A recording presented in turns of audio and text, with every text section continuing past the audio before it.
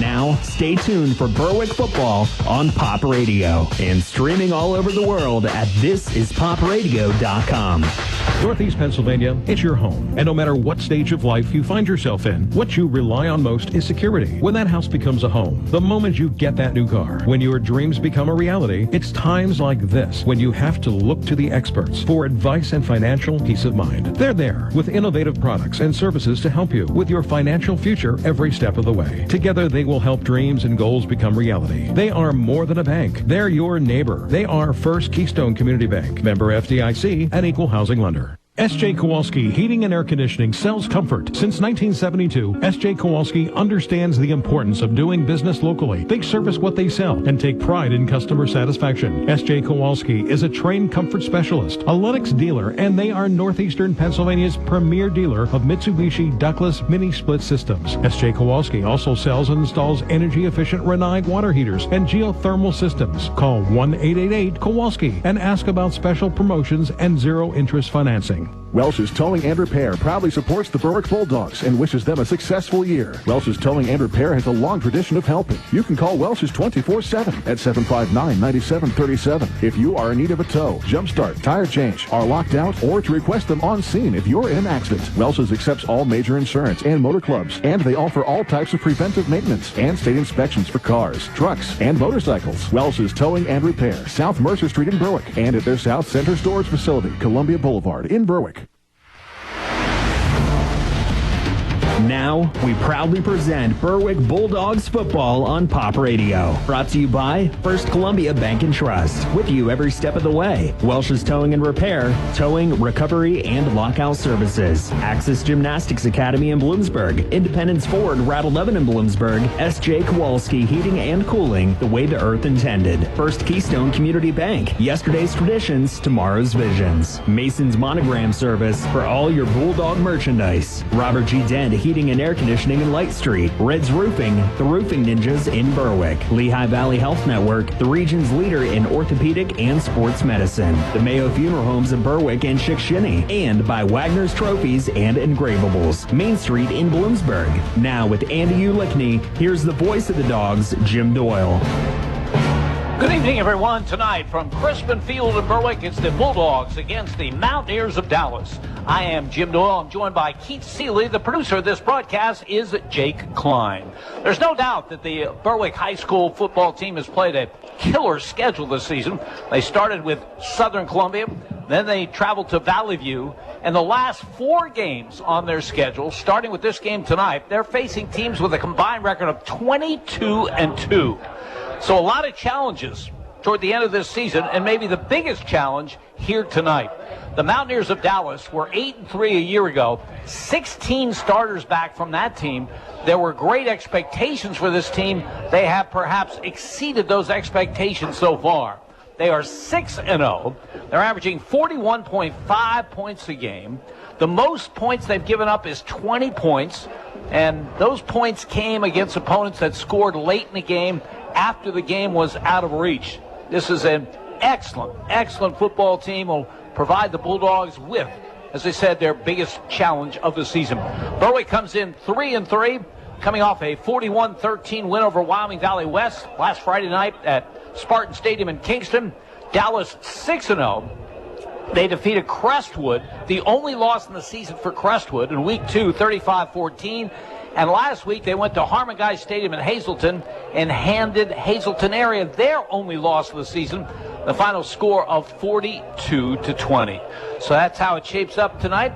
Standing in for Andy Ulickney, who continues to work through back issues, is Keith Seeley, former Berwick standout, played on that undefeated 1981 team, went on to play at Boston College, spent many years coaching in the Berwick system, 26 seasons altogether. Keith now retired from his long-time job as guidance counselor. Keith, first things first, how's retirement treating you? Oh, it's unbelievable. It really is. It's nice to be able to set my own schedule. My dog loves it. I'm home every day. We walk 3 or 4 miles in the morning, do a couple more at night, and catch up on all my sports during the day. That's terrific. You know, there's going to be a moment of silence before this game for Jerry Hiddle, who was the longtime assistant coach at Berwick. He was a good player in this program in the 1950s, went in the Marine Corps, came back, was a teacher and a longtime coach at Berwick, especially during the glory years, the state championship years, the 1990s. When you played here in the 80s, Jerry was on staff. What do you remember most about him? Absolutely. I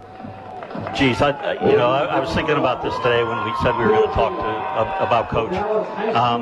It was just, he always made you feel like no matter where you were in a game, the moment wasn't too big. Like he always made you feel like you're going to make the play, whatever the situation. You're down by a touchdown, you're up by a point, whatever it was. He always exuded confidence in you, which then gave you confidence to keep going. One of the most positive men I've ever met in my life. A terrific coach he was here at Berwick, and a player as well. He will be missed. The late Jerry Hiddle. Keith, this is homecoming for Berwick tonight. Traditionally, teams schedule cream puffs for their homecoming game. Berwick didn't get the memo. This Dallas team is not only good, they're very good. Yeah, I think we'll have to talk to Bo after the game about the schedule next year, if he has anything to do with it. Yeah, I had the chance to watch some game film this week, and they literally are just running through opponents. The Ballester kid he gets the ball, takes one cut, and he's up the field. He's not easy to take down, but he also has great vision. Keith Seeley working with us tonight. Keith will be by later with the keys to tonight's game. When we return, we'll hear from Rich Manello, the head coach of the Mountaineers of Dallas. You're listening to Berwick Football on Pop Radio.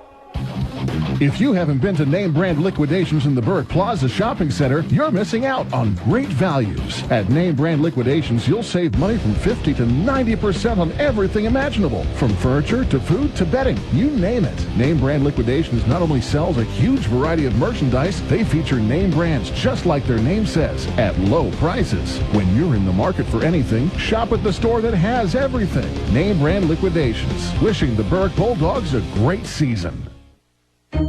Neighbor Fence Company has fencing for where you want it, serving Columbia, Montour, and Luzerne counties. Neighbor Fence provides top-quality residential and commercial fencing, vinyl, chain link, wood, aluminum, and ornamental fencing, plus vinyl railing and specialty products. Neighbor Fence Company, 1140 State Route 239 in Wapwallopen. Call 570-752-4423 or visit them online at neighborfencecompany.com. Neighbor Fence Company is a proud sponsor of local youth athletic teams.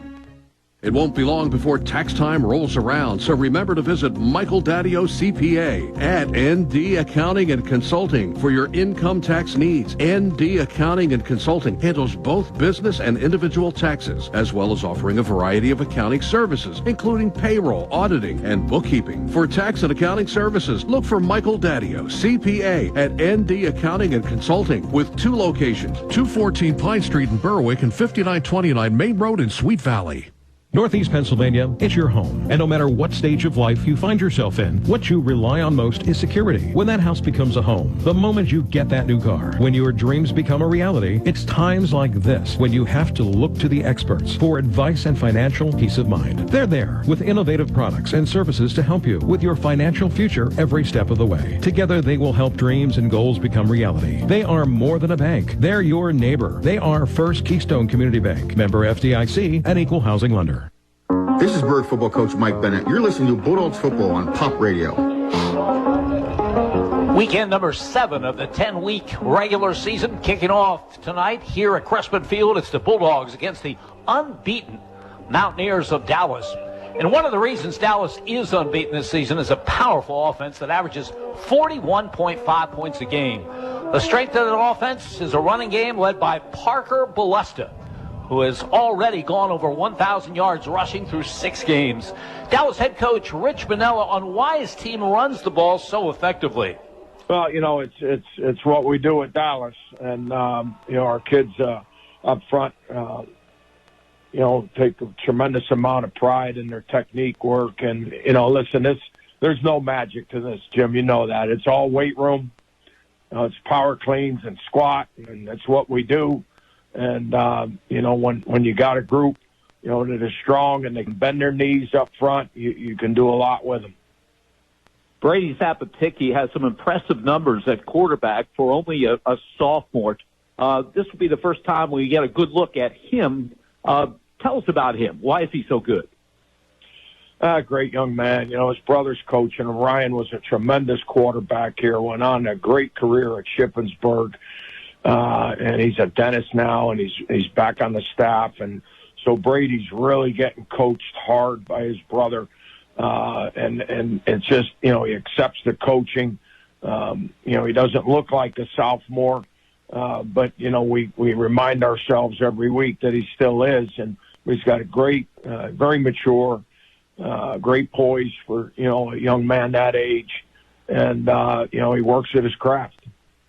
Well, offense gets the headlines, but your defense has been very, very strong as well. What would you say is the strength of your defense? What do you do well? Coach Austin does a great job every week of getting them lined up. We always say with all these fast-paced offenses now, if you can't get lined up and react quickly and be sound in how you're aligned, you don't have a chance. You got to avoid these big gash plays, that these fast offenses are doing. And if you get aligned, then your technique takes over. If we study enough film, we're a click faster. All those things, play out as you go through, the development and the off season and then week to week. Next up for you, the Bulldogs of Berwick. What's your concerns about them? To me, it's always been the same, right? When you turn that film on, you look at the defense and you go, oh my. I mean, they are just an impressive bunch. 2, 4, and 7. Those three young men, they jump out immediately on both sides of the ball and special teams. I mean, they're fantastic football players. And, on either side of the ball and the special teams, we got to be very aware, of those three. And they play fast. They play hard. 4 is one of the best that I've seen in high school football. That's Rich Manella, head coach of the Mountaineers of Dallas, now in his 8th season as head coach. 59-28, his career mark, 6-0 coming into this season. It was just a couple of years ago, 2019 to be exact, when he led Dallas to a 15-1 season, losing in the state finals to Thomas Jefferson. By the way, those numbers he was referring to, 2, 4, and 7 for Berwick, Bo Sheptock, number 2, Spencer Kishbaugh, number 4, and Dre Wilk, number 7. The Bulldogs against the Mountaineers. We'll check the starting lineups when we return. You're listening to Berwick Football on Pop Radio. Yannick Real Estate is your full-service real estate agency. Buying, selling, residential, commercial, multifamily, land, and rental management. Call Yannick Real Estate. Owner Mike Yannick, a veteran himself, served his country and has been serving this area for decades. Mike and his staff will guide you through the real estate process. Veterans, be sure to check the VA loan options. Yannick Real Estate, your full-service real estate agency. 1232 West Front Street in Berwick. Call 759-3300. Has a sports injury got you down? No one knows sports medicine like Lehigh Valley Orthopedic Institute. Their unrivaled sports team has the highest orthopedic success rates in the region. With more than 30 years of experience, they put athletes first and provide same-day appointments. Don't let a sports injury slow you down. Learn more at lvhn.org/ortho or call 833-LV-ORTHO. Red's Roofing, the roofing ninjas of Berwick. The roofing experts for all of our listening area. With over 30 years experience and great rates, why go anywhere else when Red's Roofing will get the job done right for your roofing, decks, and siding. Specializing in metal roofs, rubber roofs, and shingles. Most of the work is done in one day. Red's Roofing, the roofing ninjas. Now located in Dushore and also serving Bradford and Sullivan counties with owner Harry Titus, a supporter of the Berwick football team and St. Jude Children's Hospital. Call 570-752-4351. Welch's Towing and Repair proudly supports the Berwick Bulldogs and wishes them a successful year. Welch's Towing and Repair has a long tradition of helping. You can call Welch's 24/7 at 759-9737 if you are in need of a tow, jump start, tire change, are locked out, or to request them on scene if you're in an accident. Welch's accepts all major insurance and motor clubs, and they offer all types of preventive maintenance and state inspections for cars, trucks, and motorcycles. Welch's Towing and Repair, South Mercer Street in Berwick, and at their South Center Storage Facility, Columbia Boulevard in Berwick. This is Berwick football coach Mike Bennett. You're listening to Bulldogs football on Pop Radio. Pretty nice night for high school football here at Crispin Field. Temperatures probably in the low 50s to start, might dip into the 40s or maybe the high 30s before it's all over. But pretty good football night as Dallas takes on Berwick for the 26th time. Berwick leads the series 16-9. But Dallas has won 5 straight, including a 27-0 win at Mountaineers Stadium last season. Here's the starting lineup offensively for Dallas. At the tight end, number 17, Archie Stevens. He's a 6-foot, 199-pound junior. Mark Karkutsky also may see some action at tight end. He's 5'10", 175, a senior. This is a veteran offensive line for Dallas, and they're very, very good. 4 of 5 returned from last season as starters. The left tackle is number 59, Colby Kleintaub. He is 6 foot, 243 pounds, a senior. Dan Sobolski is the left guard. He wears number 58. He is 5'8", 201, a junior. John Scherer starts at center. He wears number 50. John is 5'8", 215, a senior. Aiden Fennell is the right guard. He wears number 54. He is 6'1", 212 pounds, a senior. And the right tackle is Lucas Schultz, number 56, a 6'2", 252-pound senior. At the wide receiver positions, Joe Peters, number 24. He's 5'9", 165 pounds, a senior. 12 receptions on the season for 209 yards. He's averaging over 17 yards a reception. We'll also see number 85, Nick Farrell. He is a 6'1", 190-pound junior. 7 catches on the season, but 3 of them for touchdowns. He's averaging just under 18 yards a reception, and he had a 29-yard touchdown reception in that win over previously unbeaten Hazleton area last Friday. The leading receiver on this team will also carry the football. He is a sophomore, Dylan Geske. He's 5'11", 185 pounds. 20 catches on the season for 298 yards and 3 touchdowns, averaging just under 15 yards a reception. So Dallas, known as a running team, but they can throw it, and they can throw it very effectively with a sophomore quarterback, Brady Zapaticki. He wears number 11. He's 6 foot, 186 pounds. He has completed 61% of his passes for 879 yards, 10 touchdowns, and 1 interception. Again, Dallas known as a running team, but they throw the ball over 16 times a game. We talked about Parker Ballester. He is a 6 foot, 205-pound senior. 121 carries on the season for 1,198 yards and 18 touchdowns. He's averaging just under 10 yards a carry. 4 rushing touchdowns for him against Hazleton area last Friday. They'll also throw to him out of the backfield. 14 catches for 101 yards. Dylan Geske, we mentioned him as a receiver. He also will run the football. 30 carries, 156 yards, and 4 touchdowns, averaging 5.2 yards a carry. Dallas as a team, counting everyone that has carried the football for them through the first 6 games, averaging just under 8 yards a carry, which is really, really impressive. Mike Lewis is a sophomore wide receiver, 5'7", 157 pounds. We'll see him carry the football 11 times in the season for 162 yards and 3 touchdowns. When they go to a fullback, it'll either be Archie Stevens, number 17, or number 44, Jarrett Webb.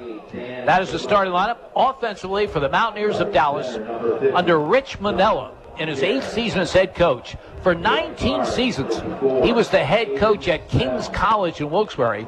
Stepped down after the 2009 season, got into the high school ranks, and has done a terrific job. We mentioned earlier his career mark, 59-28. We'll take a look at the starters for Berwick when we return. You're listening to Berwick Football on Pop Radio. Welch's Towing and Repair proudly supports the Berwick Bulldogs and wishes them a successful year. Welch's Towing and Repair has a long tradition of helping. You can call Welch's 24/7 at 759-9737 if you are in need of a tow, jump start, tire change, are locked out, or to request them on scene if you're in an accident. Welch's accepts all major insurance and motor clubs, and they offer all types of preventive maintenance and state inspections for cars, trucks, and motorcycles. Welch's Towing and Repair, South Mercer Street in Berwick, and at their South Center Storage Facility, Columbia Boulevard in Berwick. Family tradition is the foundation of Nespoli Jewelers, a family tradition started by Joseph Nespoli and continued by his grandson Jonathan. For 3 generations, Nespoli Jewelers have prided themselves on mixing fine with fashion. Jonathan can customize your engagement ring and wedding bands, design a unique piece of jewelry inspired by you, or simply help you find an affordable gift. Service, quality, creativity. Nespoli Jewelers. Yesterday's principles, today's creations. East Front Street in Berwick and online at nespolijewelers.com. When you think of Wagner's Trophies and Engravables, you may only think of trophies, but we're much, much more than that.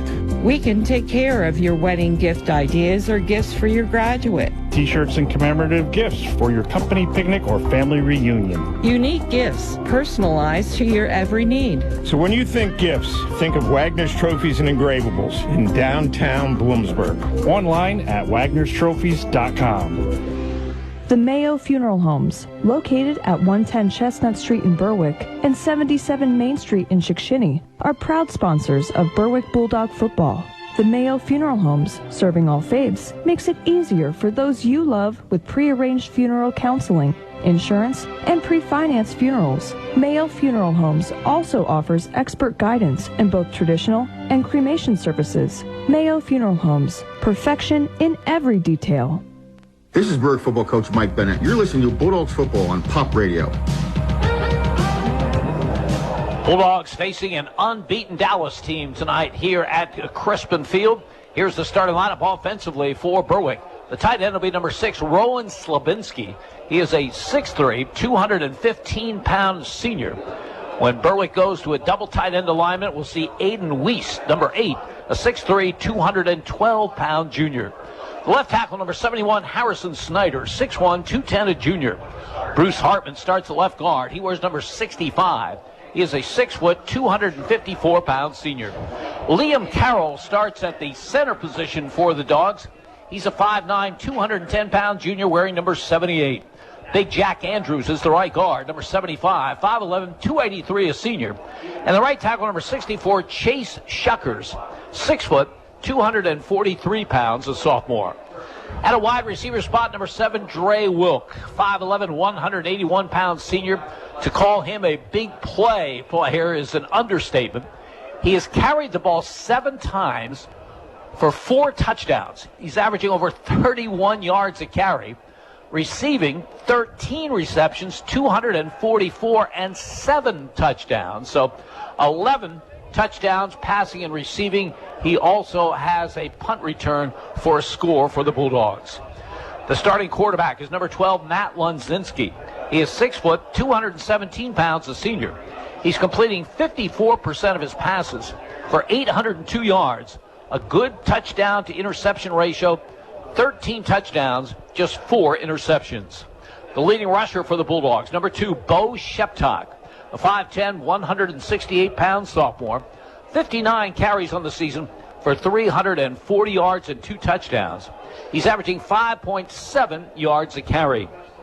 We'll also see Ryan Bankus, number 5, a 5'7", 159-pound senior, 58 carries on the season for 220 yards and a touchdown. And we'll also see in that starting offense, number 4, Spencer Kishbaugh, 6'2", 210-pound senior, 12 receptions on the season for 281 yards and 4 touchdowns. He's also carried the ball 4 times for 65 yards and a touchdown. When you heard that interview with Rich Manello, you heard him mention number 2, number 4, number 7. That will be Bo Sheptok, Spencer Kishbaugh, and Dre Wilk. They have been outstanding for the Bulldogs and will need to be outstanding again tonight for Berwick to have any chance. The Bulldogs under Mike Bennett in his first season as head coach averaging 32.1 points per game, 130 yards rushing a game, more than that passing, 141. Total 271 yards. With the outstanding personnel that Berwick has on defense, you would figure they would have forced a few more turnovers than they have, but only a handful. In fact, Berwick is -3 in the turnover department. But finishing will be an important aspect for Berwick tonight. They have led at halftime in every one of their games this season, and yet they are just 3-3 coming into this one. Keys to tonight's game, Keith Seeley. Thanks, Jim. For the Bulldogs, I had that as first on my list you just mentioned. Berwick has to win the second half. They've led at halftime of each and every game. They've scored more than twice as many points in the first half as the second half. So in order to compete with a team like Dallas, they're going to have to come out in the second half and keep that intensity up and not make many mistakes. Second for the Bulldogs would be to take Parker Ballester off his spot. He's a downhill runner, big, strong kid. He gets the ball. He's looking for a gap, and he's going to go straight ahead. If the Bulldogs can play on the Dallas's line of scrimmage and get him to run laterally instead of north and south, I believe they have a good shot. And third, Berwick has to take some shots downfield in their passing game. Dallas has given up a couple of longer passes. And a couple other occasions they had kids that were beaten. I think Berwick has to make some of those plays if they want to be competitive tonight. As for Dallas, I think it's pretty simple. They just have to stick to their plan. As I said before, they've been running all over people the entire season with Parker Ballester. If they mix that in with a couple of passes on some unexpected downs, first and 10, second and short, where the secondary starts to creep up, and get some big plays off of that. The second one is make Berwick use the whole field when they're on offense. Berwick is a balanced attack. They run, they throw. Dallas has to make them earn it each and every time they have the ball. And then third, I think it's important for Dallas to see some of their other playmakers get involved in the game, other than just Ballester. Whether it's Zapatiki or Geske or one of the talented wide receivers they have, I think it's important that they try to get them involved a little bit more once they start playing this kind of competition like they'll see in Berwick tonight. Keith, I think one of the dilemmas for Berwick, when you face a team that's so prolific offensively like Dallas is, 41.5 points a game, ideally you'd like to keep the football away from them and go on long drives. You mentioned big plays, and Berwick will need some of them, right, but you'd like to also use some clock. And Berwick has not been that kind of team this season. They have hit on the big plays. They'll hit on the 70-yarder and the 60-yarder and the 80-yarder against Southern Columbia. Sure. But it might do them well to keep the football. Yeah, I think it is. The only thing that I'll say with Dallas is their big plays come from their running back. So they hand him the ball, and he's off and running 50, 60, 70 yards at a time. That's why I said I think it's important for Berwick to get him moving laterally to keep away from those big plays. But you're absolutely correct. If Berwick wins time of possession, they have a good shot in this game. Surprisingly, when these teams met at Mountaineers Stadium last year, Dallas threw 24 passes in that game, and Ballester only carried 19 times. They do have a talented sophomore quarterback in Brady Zapatipki, but I'd be surprised if we see those numbers tonight. Yeah, I think those are good numbers for Berwick. Yeah, if Dallas is going to throw it, even though Zapatiki's a talent, I want anybody but number 2. Sure.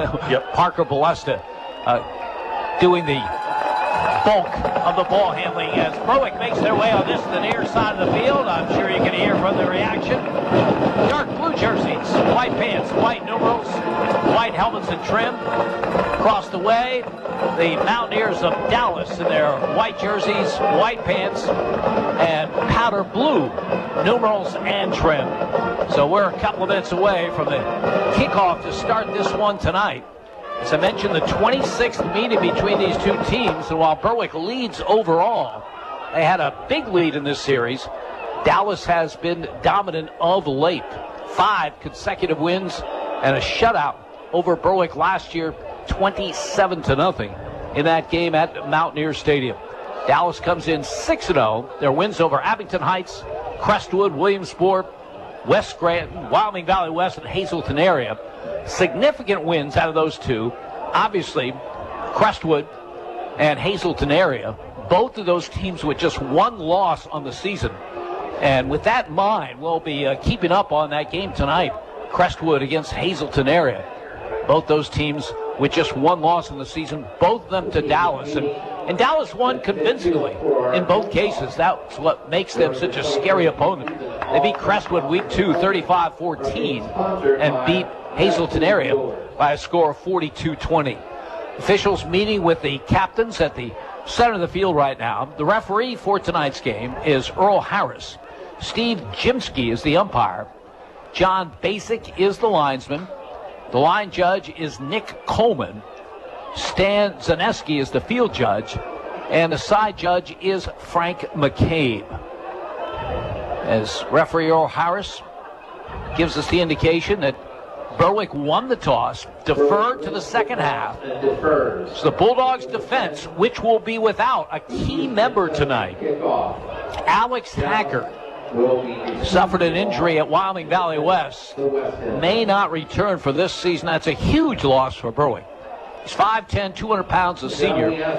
He's number 4 on the team in tackles and 10 tackles for loss, and he leads the team with 5 sacks. Berwick against Dallas. We'll be back with the kickoff. You're listening to Berwick Football on Pop Radio. Neighbor Fence Company has fencing for where you want it, serving Columbia, Montour, and Luzerne counties. Neighbor Fence provides top-quality residential and commercial fencing, vinyl, chain link, wood, aluminum, and ornamental fencing, plus vinyl railing and specialty products. Neighbor Fence Company, 1140 State Route 239 in Wapwallopen. Call 570-752-4423 or visit them online at neighborfencecompany.com. Neighbor Fence Company is a proud sponsor of local youth athletic teams. It won't be long before tax time rolls around, so remember to visit Michael Daddio CPA at ND Accounting and Consulting for your income tax needs. ND Accounting and Consulting handles both business and individual taxes, as well as offering a variety of accounting services, including payroll, auditing, and bookkeeping. For tax and accounting services, look for Michael Daddio CPA at ND Accounting and Consulting with 2 locations, 214 Pine Street in Berwick and 5929 Main Road in Sweet Valley. The home of the Berwick Bulldogs. This is WHLM AM, W282CO Bloomsburg, W234BH West Hazleton, W242CY Berwick, and W288CF Danville. Pop Radio, a Seven Mountains Media radio station.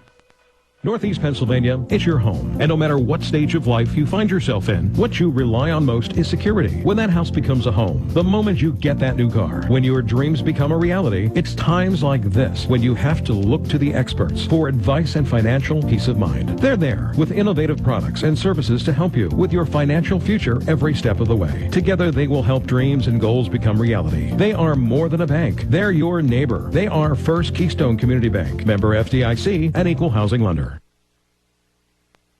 Yannick Real Estate is your full-service real estate agency. Buying, selling, residential, commercial, multifamily, land, and rental management. Call Yannick Real Estate. Owner Mike Yannick, a veteran himself, served his country and has been serving this area for decades. Mike and his staff will guide you through the real estate process. Veterans, be sure to check the VA loan options. Yannick Real Estate, your full-service real estate agency. 1232 West Front Street in Berwick. Call 759-3300. More people in our area are choosing First Columbia Bank and Trust for their home mortgages. Is it time you discover why? First Columbia Bank offers competitive...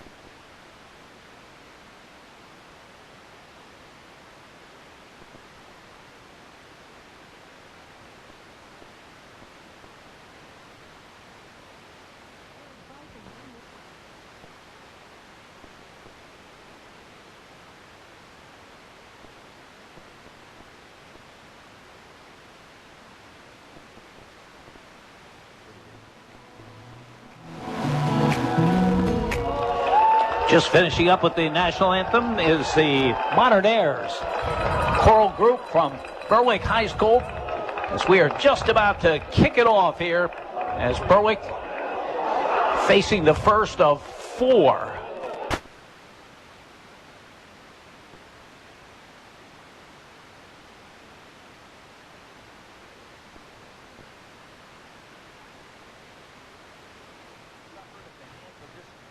team.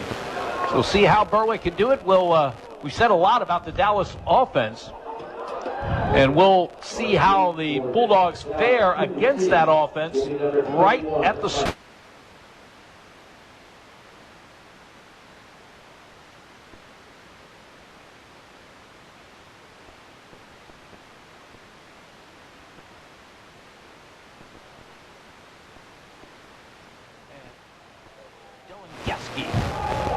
Deep for the Mount.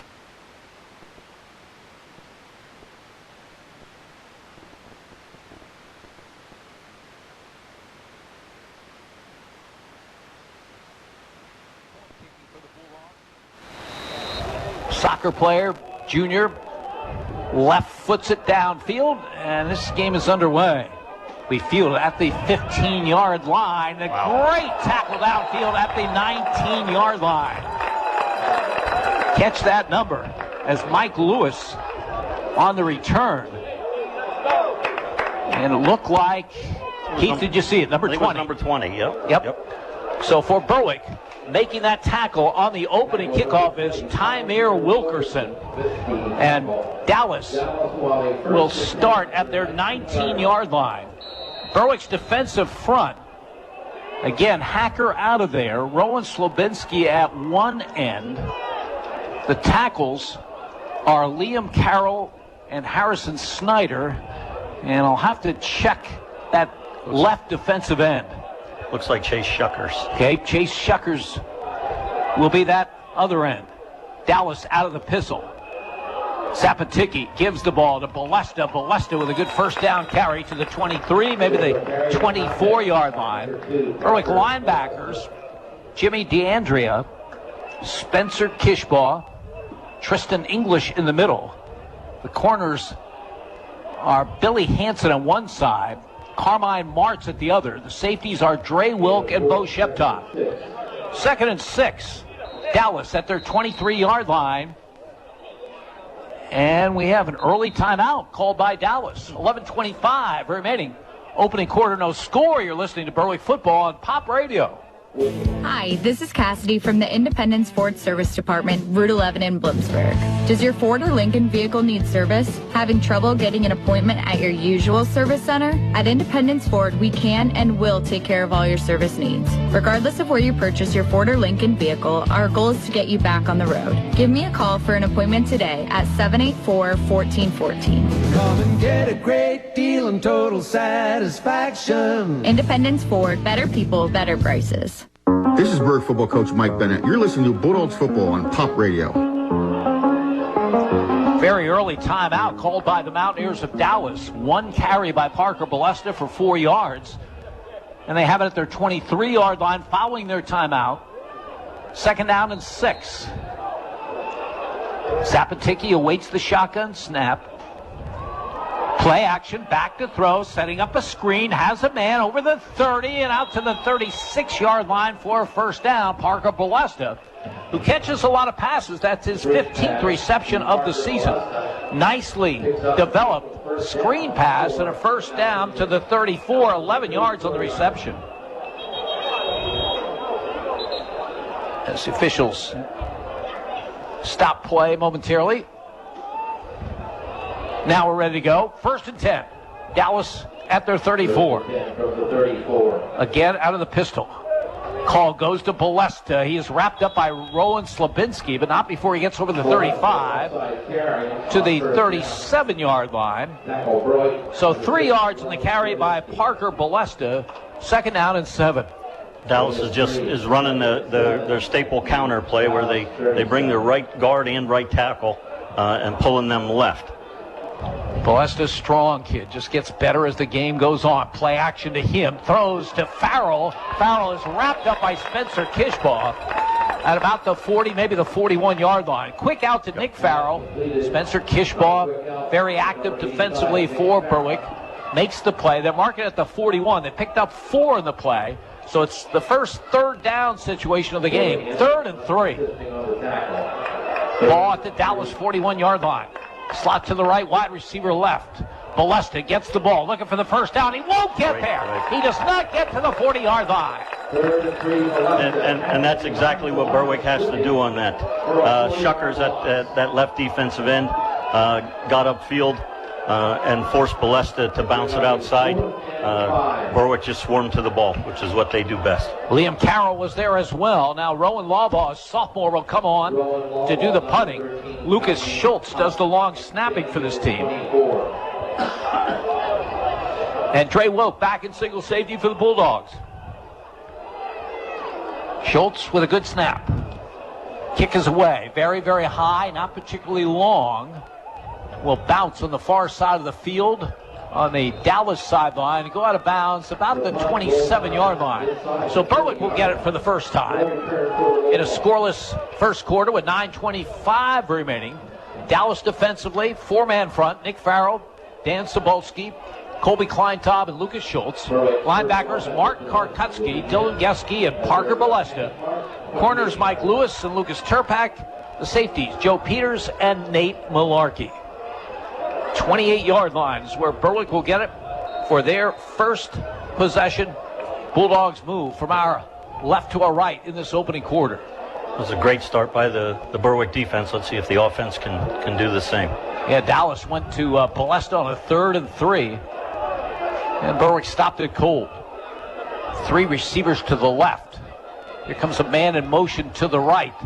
The call goes to Ryan Bankus trying the left side. Bankus will get just a couple to about the 30-yard line. Ryan Bankus on the first. So 2nd down and 8 coming.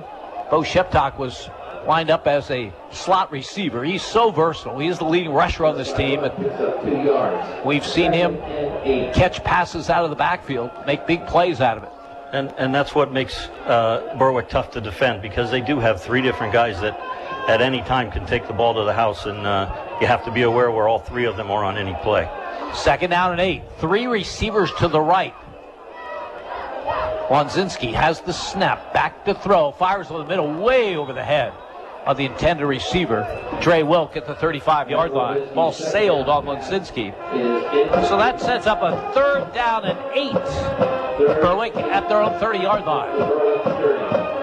These are the plays that the Berwick has to make if they want to stay in this game. 3rd down's always important, but nothing kills the defense more than converting on 3rd and long. We'll see how the Bulldogs play it. Lonzinski trotted to the sideline, talked things over with his head coach, Mike Bennett, and also assistant coach Nick Dawson, who's heavily involved in the offense. Here we go. 3rd and 8. Lonzinski out of the gun. Back to throw. Has time. Looking long to the sideline. Bo Sheptok's wide open. Steps out of bounds. Has the first down. At the 48-yard line, Dallas lost Bo Sheptok in coverage. It was an excellent play call. The flanker in the split end crossed. The 2 defenders for Dallas actually ran into each other. Kind of got turned around and both went with Spencer Kishbaugh on the post. Forgot to account for Sheptok. 18 yards on the reception. 9th catch of the season for the sophomore Bo Sheptok, who is one of 3 receivers to the left. Billy Hansen and Spencer Kishbaugh are the others. 1st down play coming. Trey Wilk is in the backfield. He takes the handoff, gets into Dallas territory, and close to a 1st down as flags fly. So Trey Wilk, we've seen him take jet sweeps. We've seen him take snaps in the Wildcat. That time he was the running back, lined up next to the quarterback, Matt Lonzinski. He got to the Dallas 45, and then we'll have a face mask and a 5-yard penalty marched off after that. And Berwick should have success with that play if they come back to it. The way Dallas has been defending that trips, they're sliding a linebacker out, but they only have corner and a linebacker with the safety over the top. So Berwick does have the numbers if they want to come back to that. 1st and 10 Bulldogs. They have it at the Mountaineer 38-yard line. Trey Wilk now is the wide receiver to the left. There's a slot to the right side. Out of the pistol, Lonzinski awaits the shotgun snap. Hands the ball off to Bankus. Running room off the left side. Inside the 30. Very close to a 1st down. Great blocking off the left side from that Berwick front. And a hard run by Ryan Bankus. He gets 10 yards and a Berwick first down. And Dallas seems content to stay in that quarters coverage like Coach Bennett was talking about in his pregame, which means they only have 6 men in the box. Berwick has a tight end and a wing, so they definitely have the numbers inside. Slot to the right side. Dre Wilk wide left.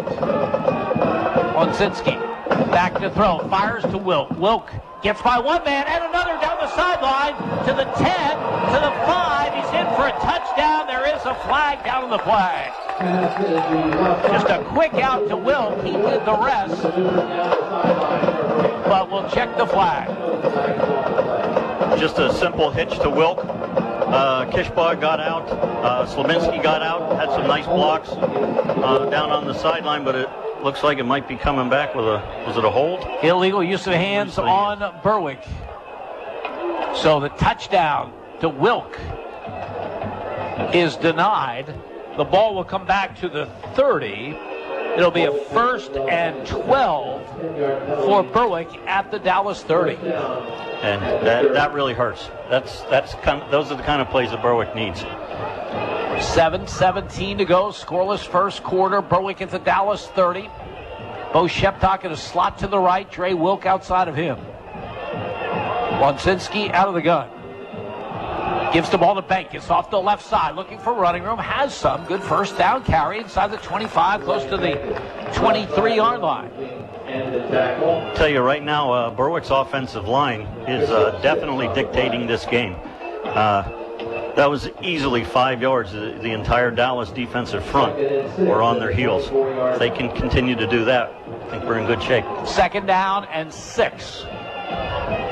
Berwick at the Dallas 24-yard line. 3 receivers to the right. Wansinski has the shotgun snap. Keeps the ball himself. Has the first down and then some. Runs to the 14-yard line. Matt Wansinski fakes handoff. Keeps the football himself. And runs to the 14. A 10-yard pickup and a Berwick first down. That was an excellent call by Coach Bennett there. As I said before on that trips, Dallas weren't adjusting to it. That time they adjusted by sending out the linebacker. Lunginski ran right where the linebacker would have been. 1st and 10 Berwick at the Dallas 14-yard line. Wilk wide left. Sheptock wide right. Lunginski gives the ball off the right side to Bankus. Bankus spins by one man, gets to the 9-yard line. Bankus on our right side. Keith, you always get your money's worth with Ryan Bankus. I mean, it's redundant to say hard run by Ryan Bankus. That's all he does. He's a tough kid, a little undersized. Obviously doesn't get the recognition of some of the other kids on the team, but all he does is his job. 2nd down and 5. Berwick at the Dallas 9-yard line. Bulldogs trying to get the early lead here on the unbeaten Mountaineers. Onsinski will operate out of the gun. Bankus to his right. From the 9. Bankus the call. Good blocking off the left side. Gets down to the 5, maybe the 4. Could be a 1st and goal Berwick. Bankus on the carry. Yep, Berwick's just playing the numbers game right now, and then, unless Dallas is going to adjust to it, they should stick with it. Berwick's running a tight end, and they have Kishbaugh at that H-back position or on the wing, so they have 4 or 5 blockers to one side of the ball. Dallas hasn't adjusted to it yet. 3rd down and 1. Berwick at the Dallas 5-yard line. Aiden Wiest is a tight end to the left. Slabinski to the right. I formation quarterback keeper by Lunzinski straight ahead, headed toward the end zone. Has the first down and very close to a touchdown. Just a traditional 2-back set, quarterback sneak, and they allow the fullback just to push the quarterback. 1st and goal Bulldogs at the 1. And Berwick using a lot of this first quarter clock. 4:20 remaining in the period. Hunter is the fullback now. Spencer Kishbaugh is the tailback in the I. from the 1. Wansinski will take it himself, headed toward the end zone. The officials have not indicated yet. Now they do. A touchdown, Berwick. Matt Wansinski in from 1 yard out, and an impressive first possession for Berwick. I don't think they could have scripted it any better than that. They controlled the ball. They controlled the line of scrimmage. Hit a big pass play when they needed to. Berwick certainly looked the part on that drive. 72 yards altogether. Here's the extra point attempt from Luke Peters. Snap, placement. Kick is up, and the kick is good. Time on the field. 4:04 to go, opening quarter. Berwick 7, Dallas nothing. You're listening to Bulldogs football on Pop Radio. Whether it's the heat of the preseason or the heart of the postseason, teams will always get a little boost from playing at home. Speaking of a boost at home, State Farm can boost your savings when you combine your homeowner's insurance with your auto coverage. So score one for the home team. Talk to State Farm agents Lori Powell or Sean Black in Berwick, or Melissa Price in Nescapec about big savings for combining home and car coverage. Give State Farm agents Melissa Price, Sean Black, or Lori Powell a call today. This is Berwick football coach Mike Bennett. You're listening to Bulldogs football on Pop Radio. Terrific drive by Berwick on their first possession of this game as they go 10 plays, 72 yards. Matt Wansinski in from the 1 yard line for the touchdown. Peters with the extra point. 7-0 Bulldogs, 4:04 to go in the first quarter play. Peters with the kickoff to the far side. It's muffed at the 15-yard line. Picked up there, and Berwick with great coverage. Return man will not get further than the 16-yard line. I tell you, that was Tamir Wilkerson again. I tell you what, he's easily 5 yards ahead of everyone else on that kickoff team. He's doing a great job getting down there. Actually, they're marking it closer to the 20-yard line, but a good coverage nevertheless. And Dallas has it on their second possession of this game, finding themselves in an unusual position for this season, trailing 7-0. As Zapatiki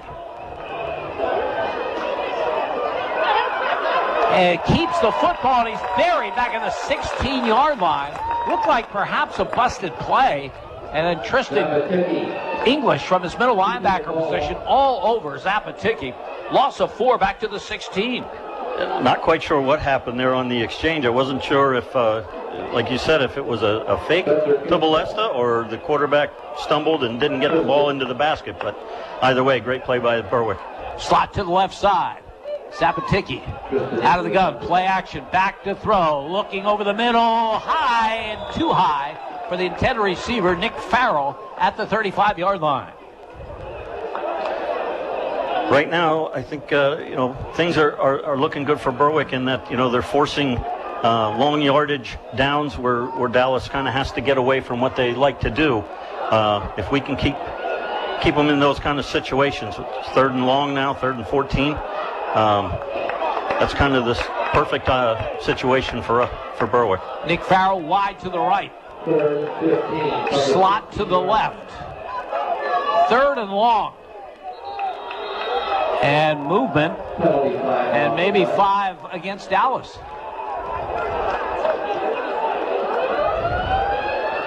That is the call, so they make a tough situation tougher. The ball will be back at the 11. 3rd down and 19. We'll see what Berwick decides to do here. They've been playing a lot of man. Now that it's 3rd and almost 20, it looks like they're going to go to some type of a zone, a quarters coverage, or a cover 2. Man in motion to the right. Play action. Zapatiki back to throw. Long downfield. It's picked off. Picked off. Berwick will get the football as Bo Sheptock with the interception. That was a terrific play by Sheptock. He kept his cushion on the receiver. Once that ball was in the air, he broke on it perfectly, stepped inside the receiver, and made the pick.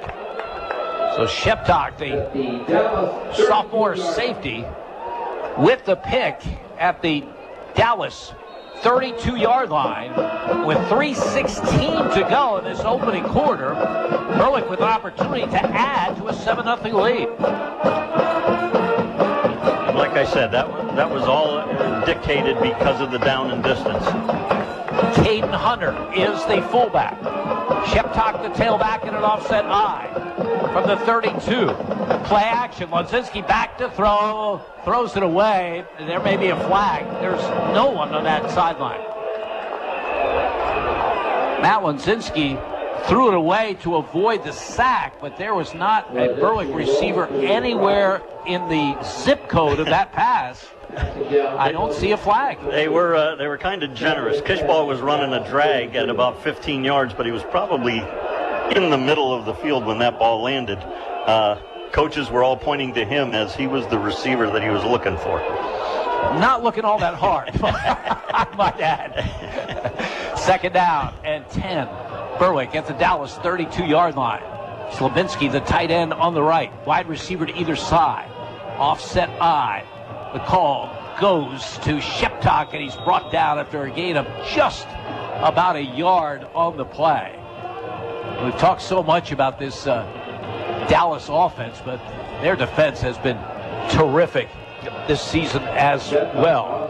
Defensively, they're strong. They got two really nice-looking defensive ends. Their inside guys control gaps, and then Ballester as a middle linebacker.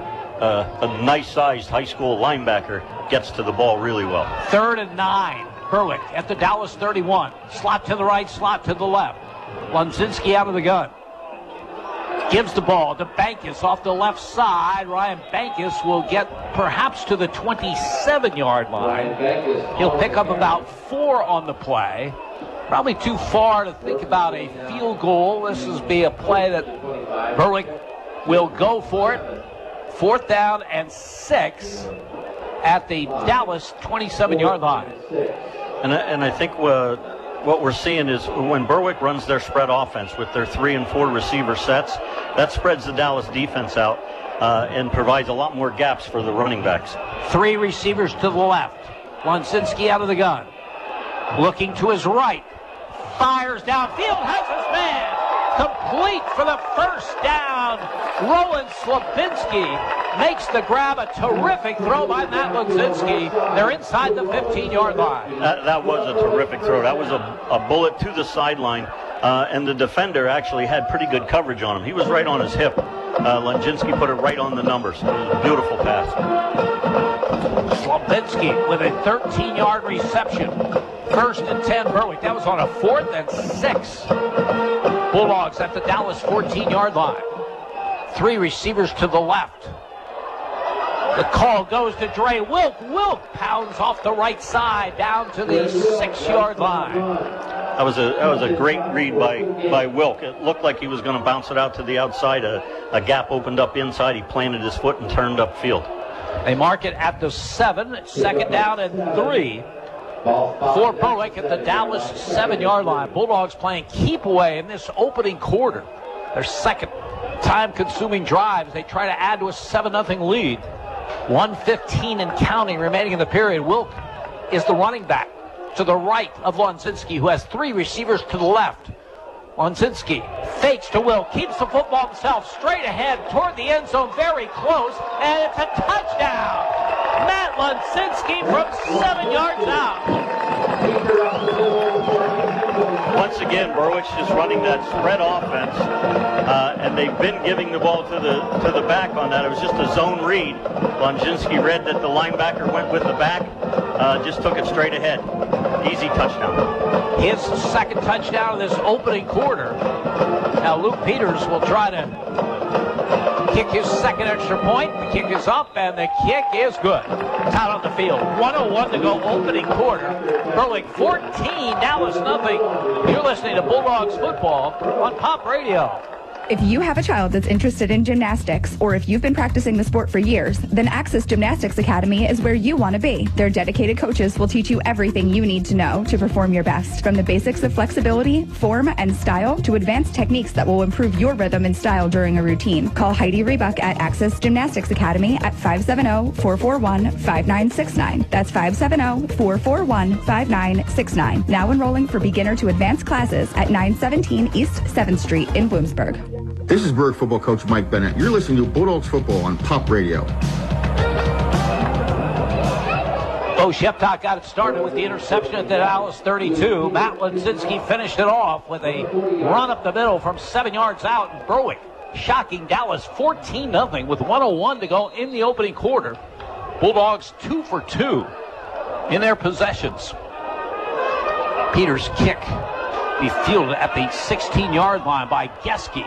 Goes to the far side. Nice return to the 35 and out to the 37-yard line. Dylan Geske on the return for Dallas. Kyle Winter makes the stop for Berwick. Let's see what adjustments Dallas tries to make here. See if they maybe get back to the game that they, I think, wanted to run in the beginning, is getting Ballester the ball. I don't think he touched the ball on the last series. Yeah, and remember, that interception came on a 3rd and long, as they were going for it in that obvious passing situation. Yep. Now an I formation. Archie Stevens is the fullback ahead of Parker Ballester in the I. Zapaticki under center, gives to Ballester off the left side, breaks free at the 45 and out to midfield. Well, they lined up in the I. I think Dallas said enough is enough. Let's get back to what we do, and that's a 13-yard run by Parker Ballester and a first down at midfield. And that's just one of their staple counter plays where the fullback goes to the left, the left guard and left tackle pull to the right. They let the end go, they kick them out, and lead through with the tackle. Slot to the left side. Again, the I formation. Stevens the fullback. Zapaticki play action, rolling right, firing downfield, has a man. Completion down to the 25-yard line. Zapaticki on the run.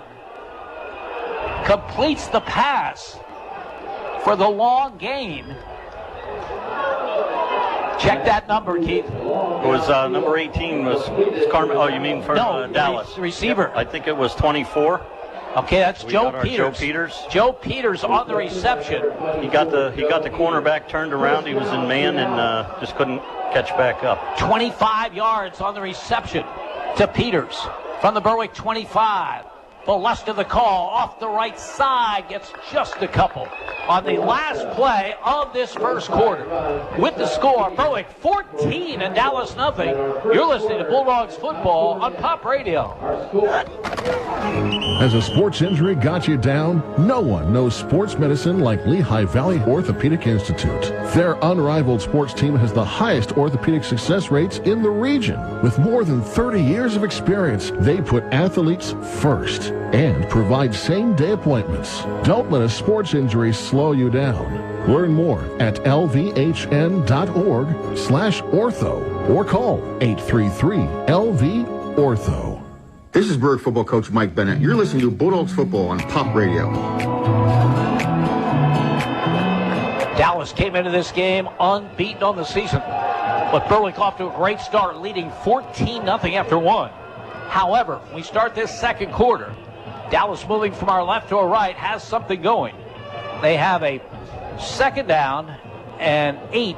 They have it at the Berwick 23-yard line. So they hit the long pass to Joe Peters after a good run by Parker Ballester. Again, this is not a one-dimensional team, even though their rushing numbers are eye-popping. They're not one-dimensional, but they want you to think they are. They have it at the Berwick 23. They move from our left to our right. Wide receiver to either side. I formation. Stevens the fullback ahead of Parker Ballester. Play action. Back to throw Zapaticki. Throwing for the end zone. Incomplete.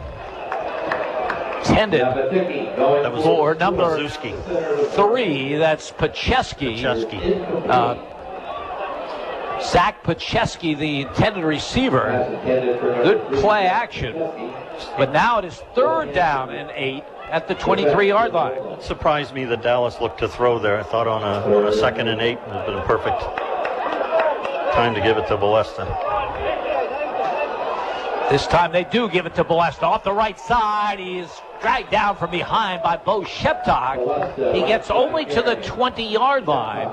So now it's a 4th and 5. I would expect Dallas to go for it, even though they do have an excellent place kicker in Chase Chopka.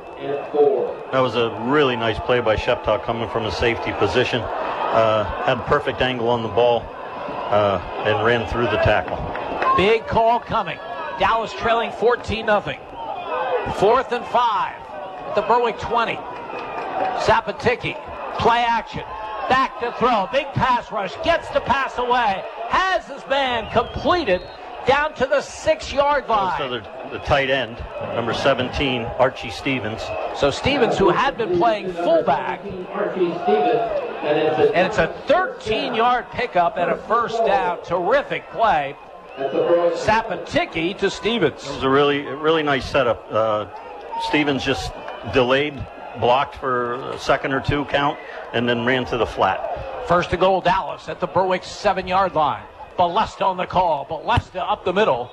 Will get to the 5-yard line. That's about it. Second down and goal.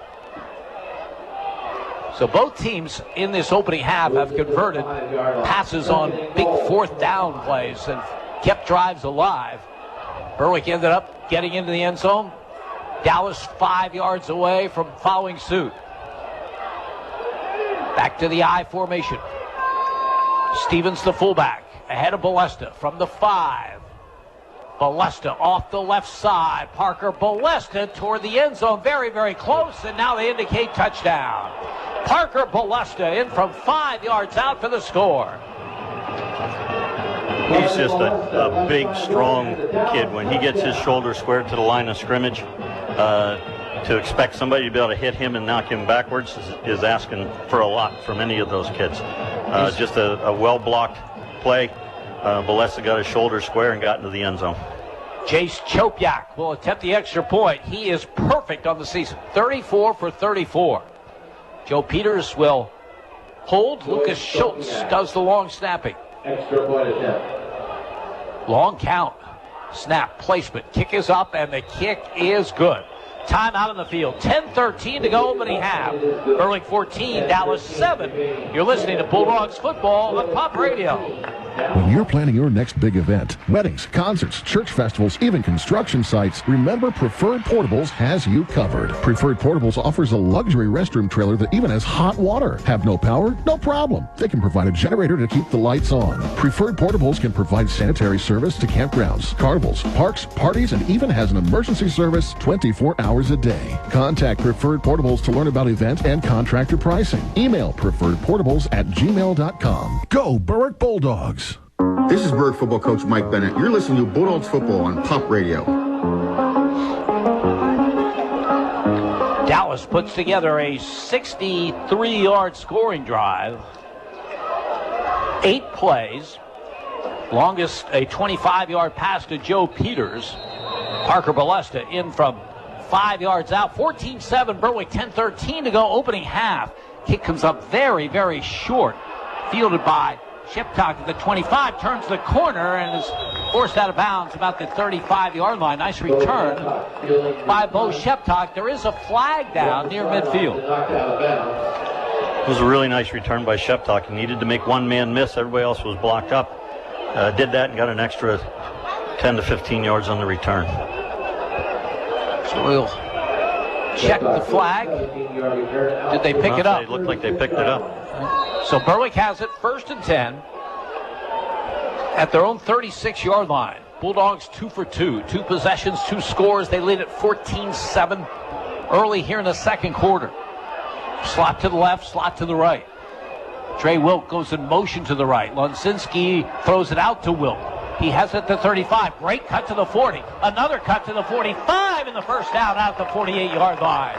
Terrific open field running after the short grab by Trey Wilk. It's a really well-designed play. It's basically a running play where they run a bubble screen out to Wilk. Berwick had the numbers with 3 blockers on 3 defenders. Wilk's got great vision. Found a little gap and turned it into a first down. 12 yards on the play. First down, Berwick at their own 48-yard line. Bulldogs move from our right to our left in this second quarter. 3 receivers to the left. Lonsinski out of the gun. Gives the ball off the left side to Bankus with a nice first down carry into Dallas territory at the 45-yard line. Really nice run. Got to give a lot of credit right now to the Bulldog offensive line. They're moving people off the ball. Haven't seen many plays at all where Dallas has had any of their defensive linemen on Berwick's side of the ball, which makes it a little bit easier for the running backs, but they're doing a terrific job. I didn't see a flag, but the officials are talking things over. Illegal procedure against Berwick, so that nullifies a 7-yard carry by Ryan Bankus. Will back up the Bulldogs to their 43-yard line, bring up a 1st and 15. Those are the kind of things that Berwick has to avoid at all costs. Getting behind the chains, they get a little more predictable. Hopefully they'll stick with the run a little bit with the chunk plays that they've been getting, but they really have to avoid those penalties. 1st and 10 Bulldogs. Center Liam Carroll over the football at the Berwick 43. Call goes to Bankus off the right side, and good second effort by him. Gets out to about the 49-yard line. Excellent run by Bankus. Broke a couple of tackles, got him back into a manageable situation now at 2nd and 9. Berwick can throw it if they need to, but they can also certainly, the way they've been running the ball, wouldn't be surprised if they stayed on the ground. 2nd down and 9. Bulldogs at their own 49-yard line. 8:38 to go, opening half. Berwick leading Dallas 14-7. Slot to the left. Lonzinski out of the gun. Has the snap. Back to throw. Fires to the sideline. Has Bo Sheptock to the 40. The middle of the field, 35. Cuts it outside to the 30. The 25, the 20. Down that far sideline, 15, 10, 5, and he is in for a touchdown. Bo Sheptock, 51 yards for the score, and Berwick built the lead. What a terrific run by Sheptock after he catches the ball. Get a couple dead legs going across the field. You can see him setting up the defenders. Planted his foot to the left, got the defender to move, bounce outside, used his speed, beat everybody to the corner. Excellent run. And a great answer for Berwick after Dallas put their first score on the board. Here's Luke Peters to attempt the extra point. The kick is blocked. Kick is blocked. They had 2 blocked last Friday night, and 1 blocked here. Timeout on the field. 8:17 remaining. First half, Berwick 21. 20, Dallas 7. You're listening to Bulldogs Football on Pop Radio. If you haven't been to name brand liquidations in the Berwick Plaza Shopping Center, you're missing out on great values. At name brand liquidations, you'll save money from 50 to 90% on everything imaginable. From furniture to food to bedding, you name it. Name brand liquidations not only sells a huge variety of merchandise, they feature name brands just like their name says, at low prices. When you're in the market for anything, shop at the store that has everything. Name brand liquidations. Wishing the Berwick Bulldogs a great season. This is Berwick football coach Mike Bennett. You're listening to Bulldogs Football on Pop Radio. 8:17 to go, opening half. Berwick shocking unbeaten Dallas 20-7. Luke Peters will kick it off, following that electrifying run after the catch by Bo Sheptock. Peters, who just had the extra point blocked, kicks it off. Lewis will field back at the 12. To the 15, to the 20, to the 25, and Lewis brought down at the 28-yard line. I tell you, Tymere Wilkerson making a name for himself on special teams. He's certainly having a day so far. You can definitely tell he's one of the faster kids out there.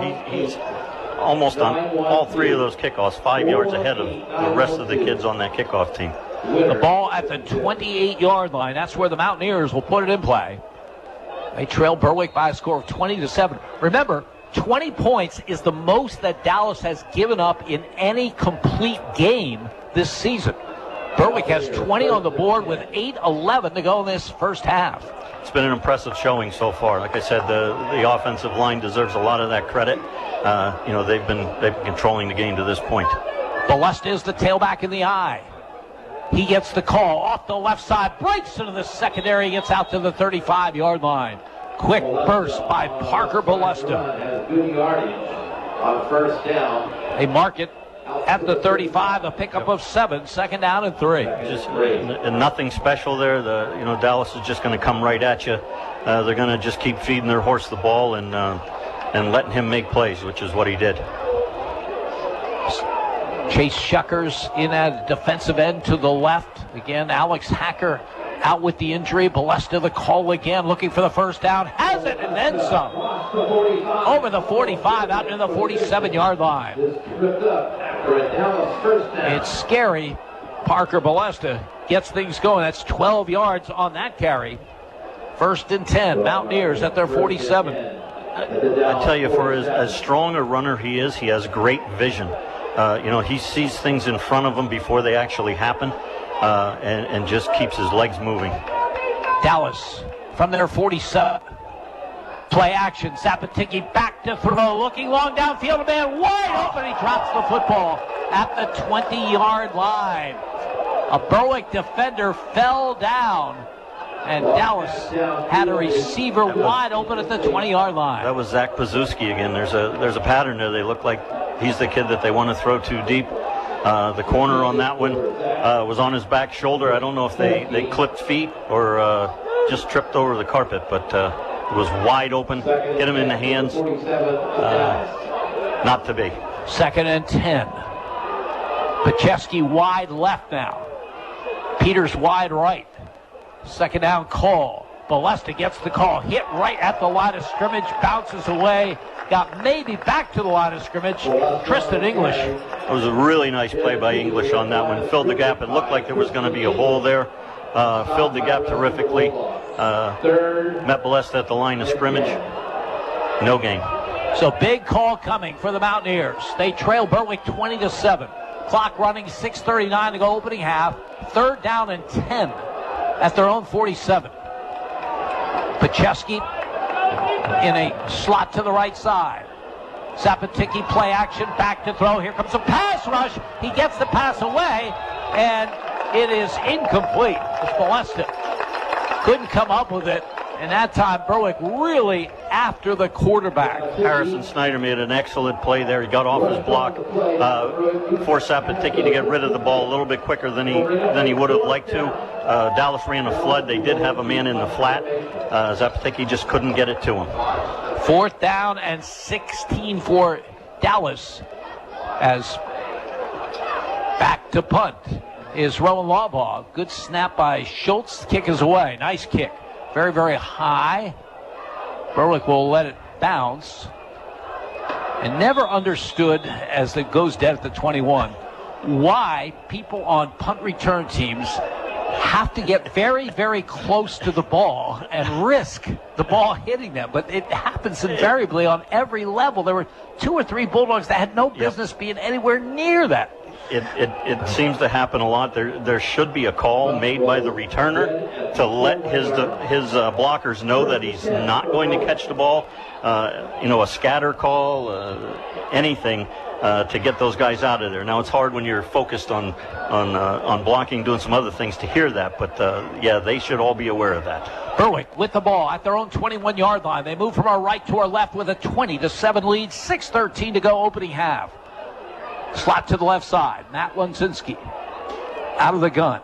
Gives it to Ryan Bankus off the right side. And Bankus will get to about the 23, maybe the 24-yard line on the 1st down carry. Yeah, they kind of ran into the defense on that when then Berwick ran to their strength, which would have been the tight end and the wing.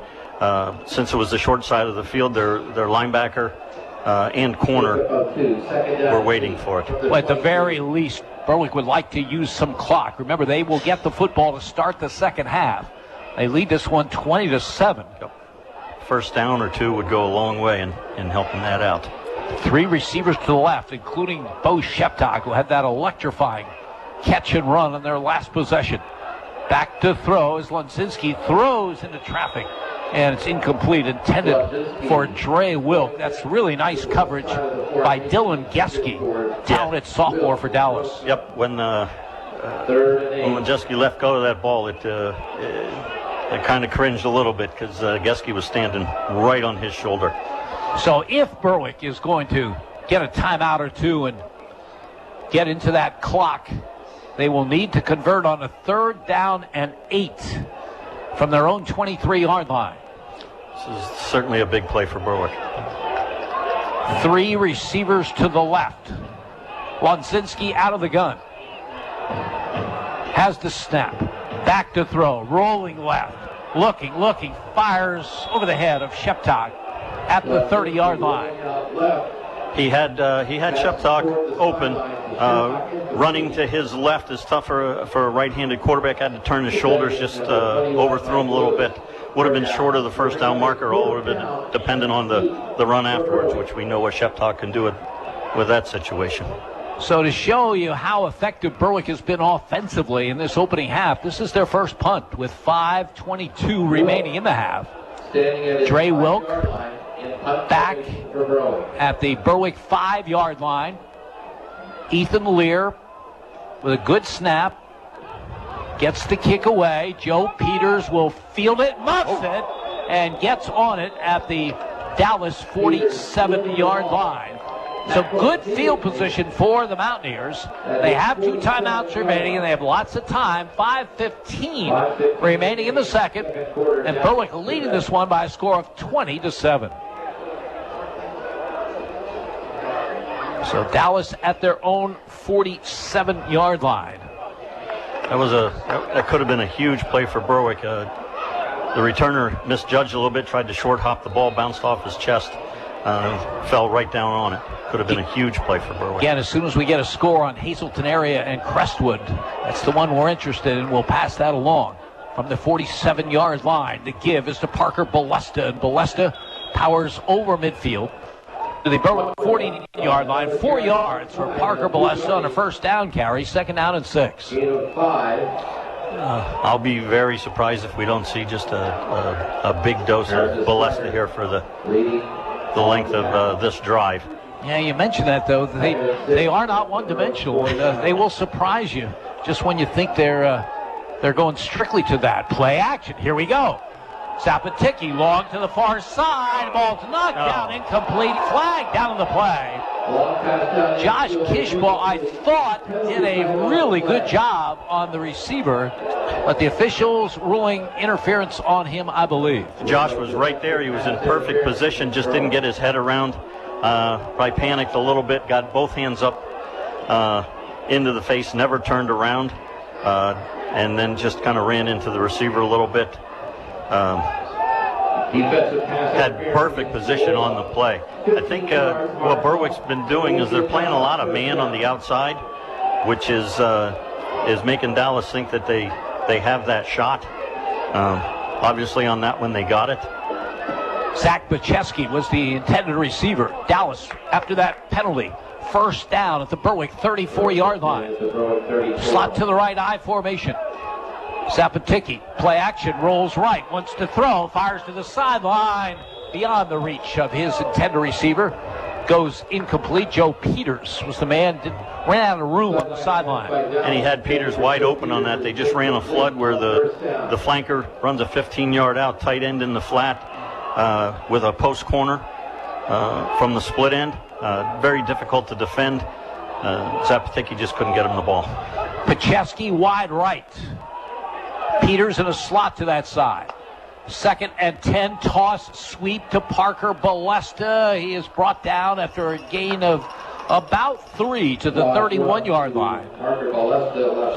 Berwick's doing a real good job of getting bodies to the ball. One-on-one Ballester's very, very difficult to bring down.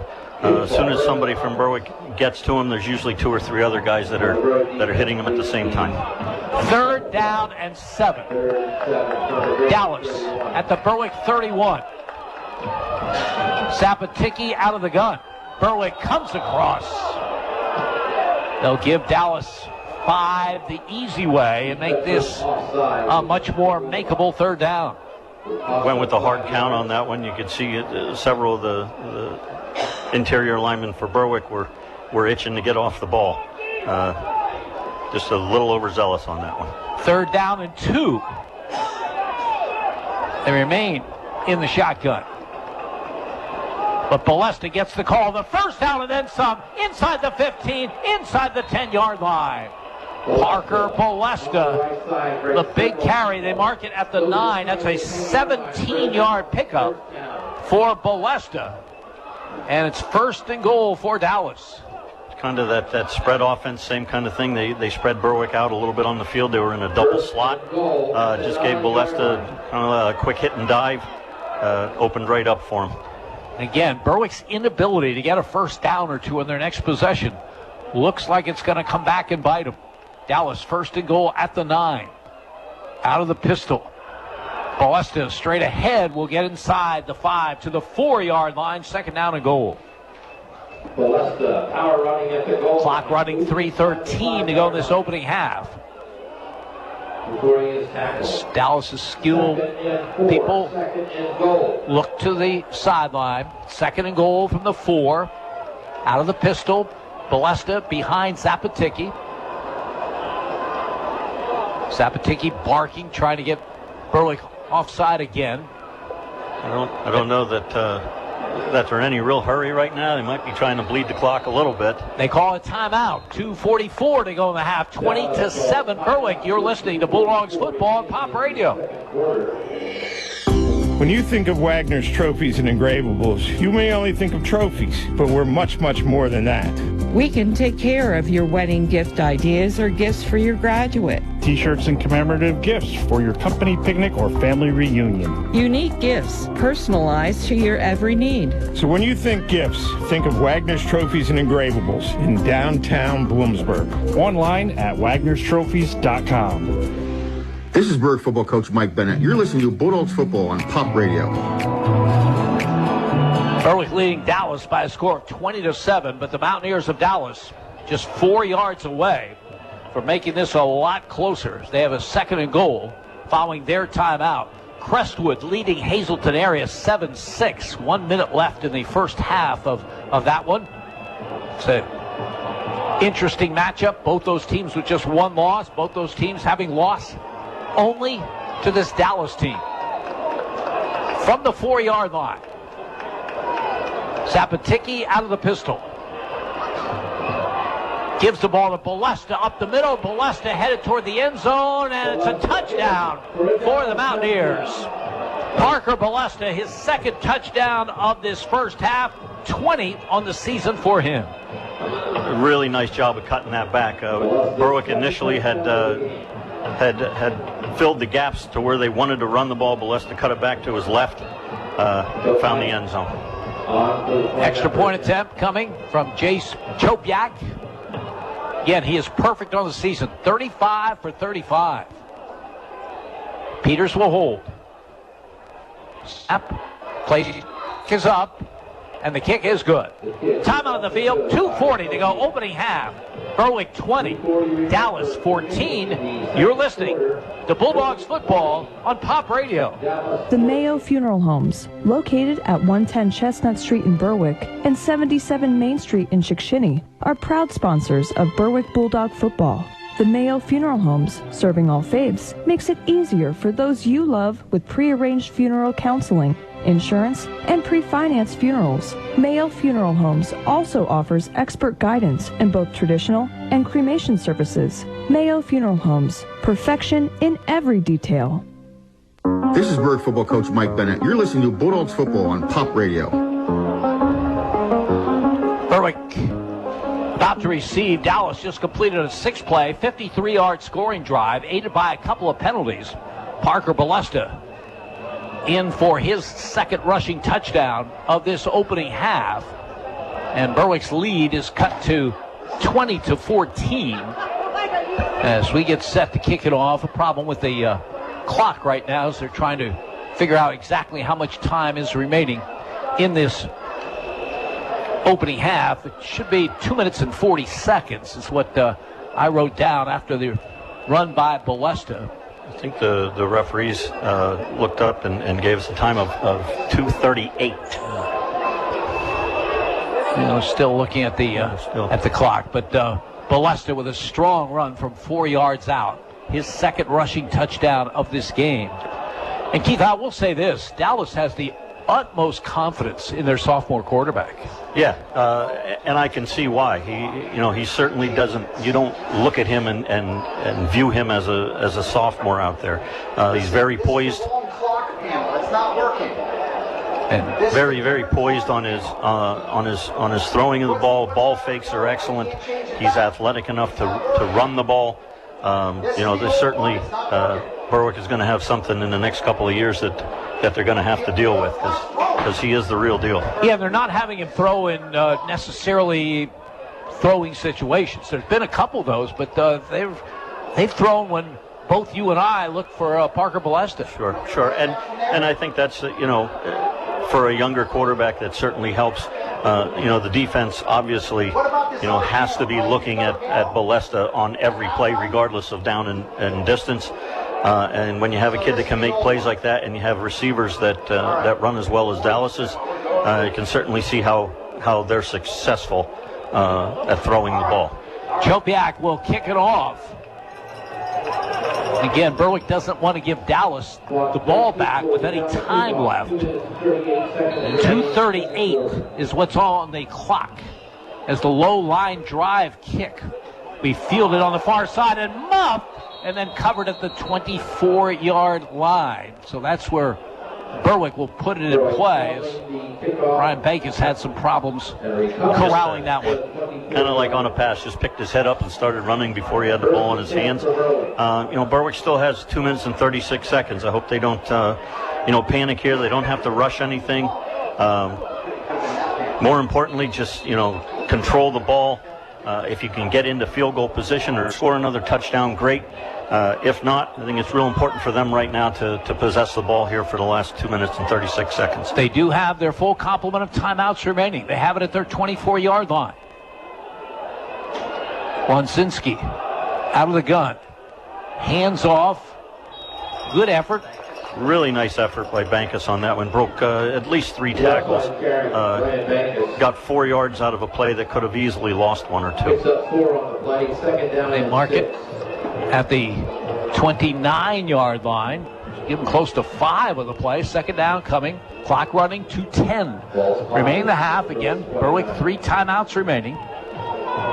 At worst, they like to go in with a 20-14 lead. Slot to the right. Dre Wilk is in the slot. Lonsinski gives the ball off to Sheptok, rolls the left side, and a flag down the play as Sheptok is brought down, maybe a face mask or a horse collar. It could be a really big penalty for Berwick. Gets them out closer to midfield. Couple of first downs, they have a shot at getting some points out of this. Yeah, it was going to bring up a third down in about 3. Personal foul against Dallas. Personal foul against Dallas. So it will be the 15-yard walk-off, a good field position for Berwick with 1:52 remaining in this half. It's all the way out to the Berwick 49-yard line. And they still have 3 timeouts remaining, so they're in good shape here. See how they play it from their own 49. Dre Wilk wide right. Sheptok in a slot. Spencer Kishball wide left. Well, those are some dangerous receivers as Lonsinski has the shotgun snap and he fires a quick out to Kishball. Gets by one man and another. Takes him to midfield and is tackled there. Boy, Dallas was all over the play to begin with. Kishball did a terrific job to get away from the would-be tacklers and reverse the field. But Lucas Turpak made a nice tackle in the open field. It was an excellent open field tackle by Turpak. If Kishball gets beyond him, we're looking at the ball at least down around the 30-yard line of Berwick. Just a yard on the play. Second down at 9. Clock running, 1:17 to go in the half. Berwick at midfield. Lonsinski fires a quick out to Wilk. Wilk looking for room to the 45, to the 40, breaks a tackle 35, and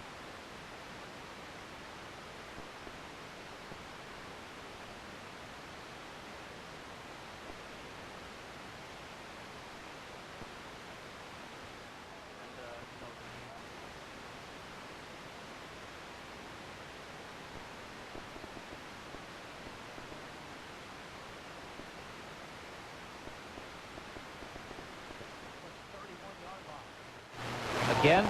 Bulldogs 3 timeouts remaining. 1:05 to go in the half. Kishbaugh on a wing to the left. Lonzinski. Hands off. Good hard run up the left side by Ryan Bankus to the 24-yard line. Picked up.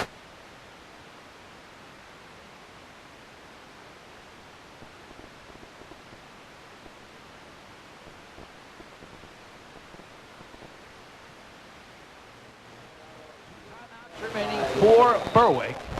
You know, Luke Peters has done a great job with extra points, and I asked Mike Bennett on one of our pregame shows, what would you be?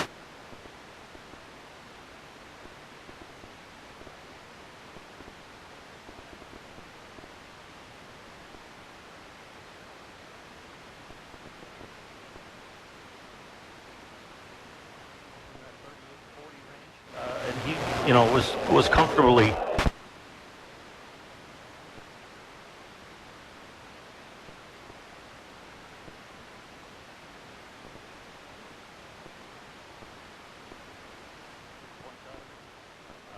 Be no complaints. It's not even letting me. 49 seconds remaining in this opening half. Berwick leading unbeaten Dallas 20-14. And the Bulldogs with the ball at the Dallas 25-yard line. Okay. With a second down call coming. And, you know, we've focused on Parker Ballester and his abilities as a running back. And you know, obviously we should. But Ryan Bankus has proven tonight that, you know, Berwick can run the ball down the field with a kid that breaks tackles and is not afraid to run into people. This is a very good Dallas defense, but Berwick has looked very strong offensively in this opening half. 49 seconds to go. Berwick still has timeouts remaining with a 2nd and 4. Have a lot of options here. Sheptock in a slot to the right. Spencer Kishbaugh outside of him. Bankus is the running back to the left of Matt Lonzinski, who has the snap, and he's back to throw. Pump fake. Now looking and throws it beyond the reach of Dre Wilk down at the 1-yard line. Terrific coverage by Dallas. It's just as well from a Berwick standpoint as the pass sailed high. If there's such a thing as a good bad throw, that was it, because you know, Dallas had underneath coverage as well as the safety over the top. So had that ball been thrown in bounds, it might not have worked out so well for Berwick. 3rd and 4. Bulldogs at the Mountaineer 25-yard line. 44 seconds remaining in the half.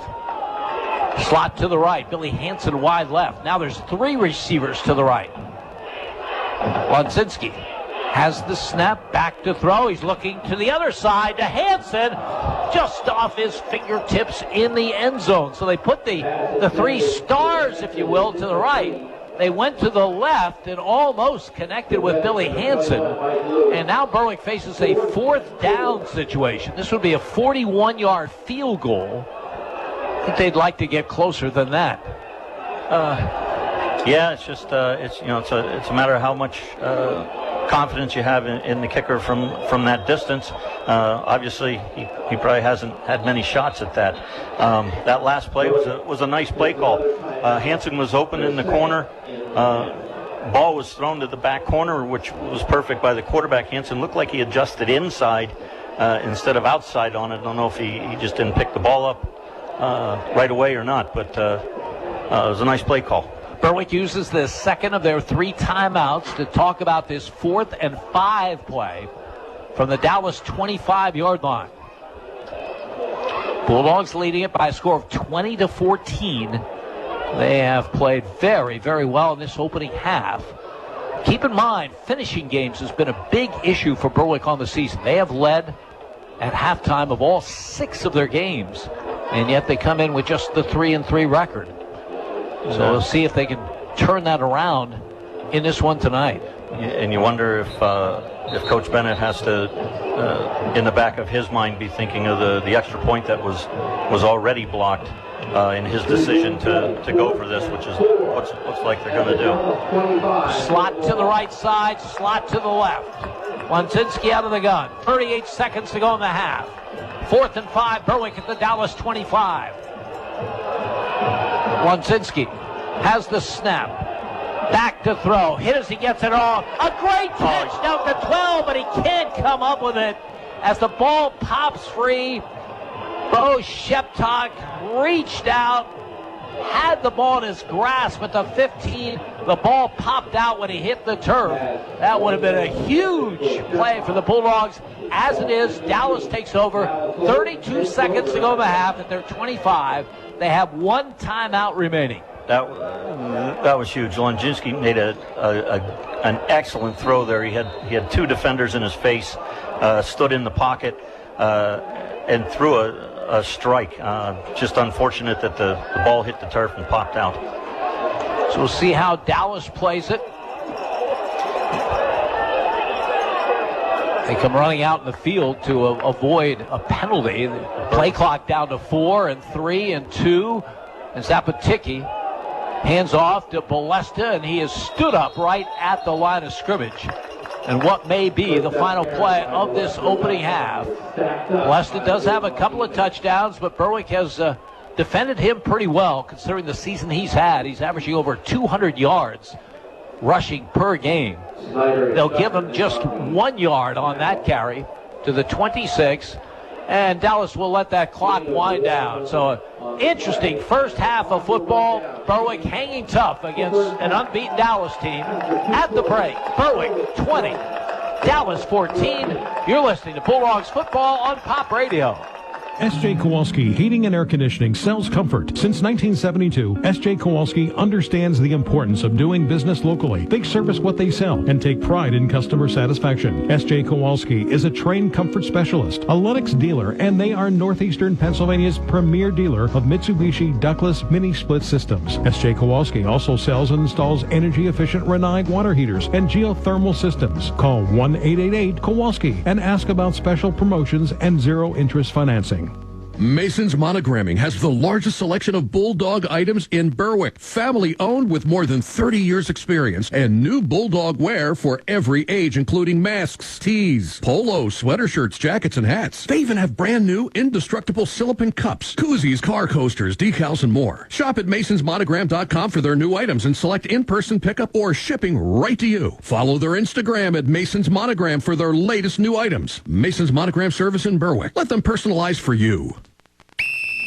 The home of the Berwick Bulldogs. This is WHLM AM, W282CO Bloomsburg, W234BH West Hazelton, W242CY Berwick, and W288CF Danville. Pop Radio, a Seven Mountains Media radio station. If you haven't been to name brand liquidations in the Berwick Plaza Shopping Center, you're missing out on great values. At name brand liquidations, you'll save money from 50 to 90% on everything imaginable. From furniture to food to bedding, you name it. Name brand liquidations not only sells a huge variety of merchandise, they feature name brands just like their name says, at low prices. When you're in the market for anything, shop at the store that has everything. Name brand liquidations. Wishing the Berwick Bulldogs a great season. Neighbor Fence Company has fencing for where you want it, serving Columbia, Montour, and Luzerne counties. Neighbor Fence provides top-quality residential and commercial fencing, vinyl, chain link, wood, aluminum, and ornamental fencing, plus vinyl railing and specialty products. Neighbor Fence Company, 1140 State Route 239 in Wapwallopen. Call 570-752-4423 or visit them online at neighborfencecompany.com. Neighbor Fence Company is a proud sponsor of local youth athletic teams. This is Berwick football coach Mike Bennett. You're listening to Bulldogs football on Pop Radio. It's a homecoming weekend for Berwick High School. The ceremony is about to take place down on the turf here at Crispin Field. Halftime of a very interesting high school football game with Berwick leading unbeaten Dallas by a score of 20-14. Bulldogs served notice on their first possession as they went 10 plays, 72 yards. Quarterback Matt Lonzinski on a quarterback keeper from 1 yard out, capping the drive. Big plays along the way, an 18-yard pass completion to Bo Sheptock, 10-yard run by Ryan Bankus, and a 10-yard run by Matt Lonzinski. Luke Peters with the extra point. Berwick led by a score of 7-0. And more importantly, they used a lot of clock in that opening period, kept Dallas's powerful offense off the field. There was just 4:04 to go in the quarter when Lunzinski went in from 1 yard out. Later in the quarter, Brady Zapatiki on a 3rd and long pass had his pass intercepted by Bo Shepton at the Dallas 32-yard line. 6 plays later, Matt Lunzinski with a 7-yard run for the score. Big play along the way was a 4th and 6 conversion, a 13-yard pass from Lunzinski, who played very well in that opening half, to Rowan Slabinski. Luke Peters kicked the extra point. That came with 1:01 to go in the opening quarter, and Berwick led 14-0. Dallas got their first score early in the second quarter, capping an 8-play, 63-yard drive on a 5-yard touchdown run by Parker Ballester. There was a 25-yard pass completion from Brady Zapatiki to Joe Peters along the way. And they also had a big 4th down conversion, a 4th and 6 pass completion of 13 yards to Archie Stevens that kept it alive and led to Balesta's 19th rushing touchdown of the season. Jace Chopiak kicked the extra point. Berwick's lead was cut in half. 14-7 Bulldogs, 10-13 remaining in the opening half. Berwick answered quickly. 3 plays, 64 yards. The pass, a quick out to Bo Shepton, makes some great moves in the middle of the field and then race to the far side of the field. 51 yards for the score. The extra point attempt was blocked, but Berwick led 20-7. Bulldogs got a stop, and they got it back. They were probably a first down or 2 away from going in at halftime with a 20-7 lead, but they were not able to move the ball. The 3 and out gave Dallas an opportunity, and they cashed in. 6 plays, 53 yards. Parker Ballester in from the 4-yard line for the score. He also had a 17-yard run on that drive. Chase Chopiak kicked the extra point. Berwick's lead was cut to 20-14. Bulldogs continued to move the ball well against this stout Dallas defense. They drove to the Mountaineers' 25-yard line, where a 4th and 5 pass went incomplete. With 38 seconds to go, Dallas took over, ran out the clock. And that's how we stand here at halftime. Berwick 20 and Dallas 14. Stay with us at the half. We'll be checking in with Jake Klein later in the half for an update on other scores as we kick off weekend number 7 of the 10-week 2022 regular season. Berwick 20, Dallas 14. You're listening to Berwick Football on Pop Radio. If you have a child that's interested in gymnastics, or if you've been practicing the sport for years, then Access Gymnastics Academy is where you want to be. Their dedicated coaches will teach you everything you need to know to perform your best, from the basics of flexibility, form, and style to advanced techniques that will improve your rhythm and style during a routine. Call Heidi Rebuck at Access Gymnastics Academy at 570-441-5969. That's 570-441-5969. Now enrolling for beginner to advanced classes at 917 East 7th Street in Bloomsburg. Northeast Pennsylvania, it's your home. And no matter what stage of life you find yourself in, what you rely on most is security. When that house becomes a home, the moment you get that new car, when your dreams become a reality, it's times like this when you have to look to the experts for advice and financial peace of mind. They're there with innovative products and services to help you with your financial future every step of the way. Together, they will help dreams and goals become reality. They are more than a bank. They're your neighbor. They are First Keystone Community Bank, member FDIC, and equal housing lender. Family tradition is the foundation of Nespoli Jewelers, a family tradition started by Joseph Nespoli and continued by his grandson Jonathan. For 3 generations, Nespoli Jewelers have prided themselves on mixing fine with fashion. Jonathan can customize your engagement ring and wedding bands, design a unique piece of jewelry inspired by you, or simply help you find an affordable gift. Service, quality, creativity. Nespoli Jewelers. Yesterday's principles, today's creations. East Front Street in Berwick and online at nespolijewelers.com. Welch's Towing and Repair proudly supports the Berwick Bulldogs and wishes them a successful year. Welch's Towing and Repair has a long tradition of helping. You can call Welch's 24/7 at 759-9737 if you are in need of a tow, jump start, tire change, are locked out, or to request them on scene if you're in an accident. Welch's accepts all major insurance and motor clubs, and they offer all types of preventive maintenance and state inspections for cars, trucks, and motorcycles. Welch's Towing and Repair, South Mercer Street in Berwick, and at their South Center Storage Facility, Columbia Boulevard in Berwick. This is Berwick football coach Mike Bennett. You're listening to Bulldogs football on Pop Radio. Homecoming halftime here at Crispin Field in Berwick. Bulldogs leading the unbeaten Mountaineers of Dallas by a score of 20-14. A reminder that college football comes your way tomorrow on our sister station, Bigfoot Country 106.5. The Huskies of Bloomsburg University coming off a win over Westchester on the road to take on defending PSAC champion Kutztown at Andre Reed Stadium in Kutztown. That'll be a noon kickoff. We hope you'll join us for the broadcast of that one. I'll be joined by Scott Dennis, and our coverage will start with the Frank Sheptock Show at 11:30. Here it is Berwick leading Dallas 20-14 at the half. Keith Seeley with us for football tonight. Keith, Berwick did something that I wasn't sure they were capable of, but not only scoring against a very good Dallas defense. You mentioned they've given up a maximum of 20 points in an entire game. Berwick has 20 at the half, but also 2 of Berwick's 3 scoring drives used up a lot of clock, which is perfect. Yep, it's exactly what you said before the game started.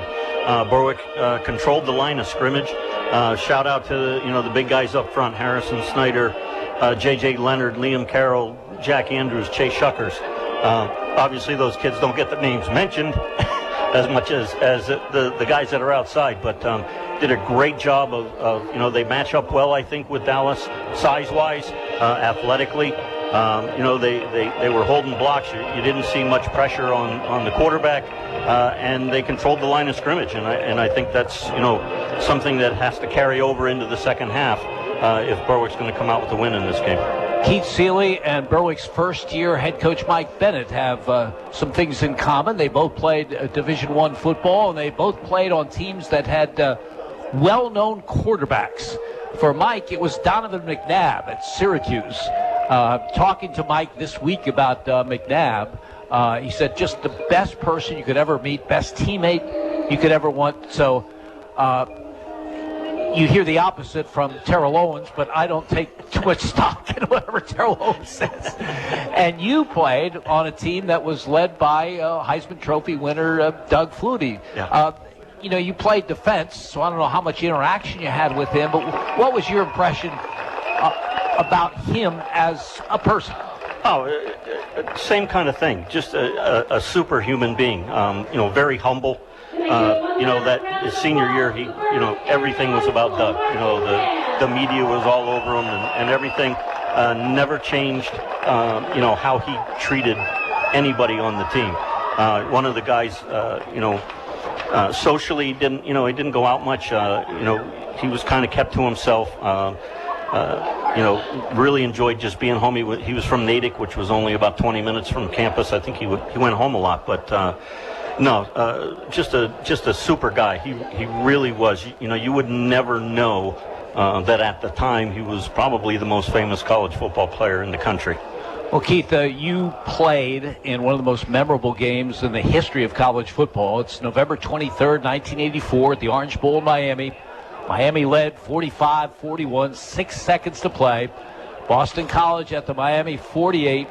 Flutie goes back to the 37.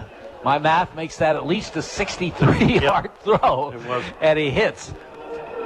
Jared Phelan for the touchdown, a memorable game. You were part of a defense that held Bernie Kosar to just 447 yards passing. It was one of the best moments of the entire thing. Was after the game we get into the locker room, and our defensive back coach comes running into the room, sticks his hands up in the air, goes, "Great job, defense," and starts high-fiving everybody. Pete Carmichael, just a kind of a goofy kind of guy, but just struck me funny. And they have it on video too in our highlights of that year of Coach Carmichael. Well, where were you during the big play? I was actually probably standing right around the 37-yard line. We always, the offense would always meet on the side of the ball or to the end zone where the ball was going. Defense was on the other side. So I was on that side. There was 17 seconds or whatever to go. You always know you have a shot when Doug was in there, but honestly, what happened at the end, I don't know that anybody could have predicted, but it certainly was just mayhem at the end. It was fun. Well, Keith in college played in one of the most famous games ever, the game we just talked about. In his playing days at Berwick, he played on one of the all-time best Berwick teams. We'll talk about that when we return. We're at halftime from Crispin Field. Ceremonies going on concerning homecoming, and Berwick leads Dallas by a score of 20-14 at the break. You're listening to Bulldogs football on Pop Radio. As a community bank, First Columbia Bank and Trust knows the value of helping our young people dream, excel, and reach their goals. For more than 120 years, First Columbia has been committed to helping our communities prosper and our youth succeed. We're proud to invest in our youth through athletics, the arts, and education. First Columbia Bank and Trust, with you and your children every step of the way. Every step of the way, First Columbia Bank.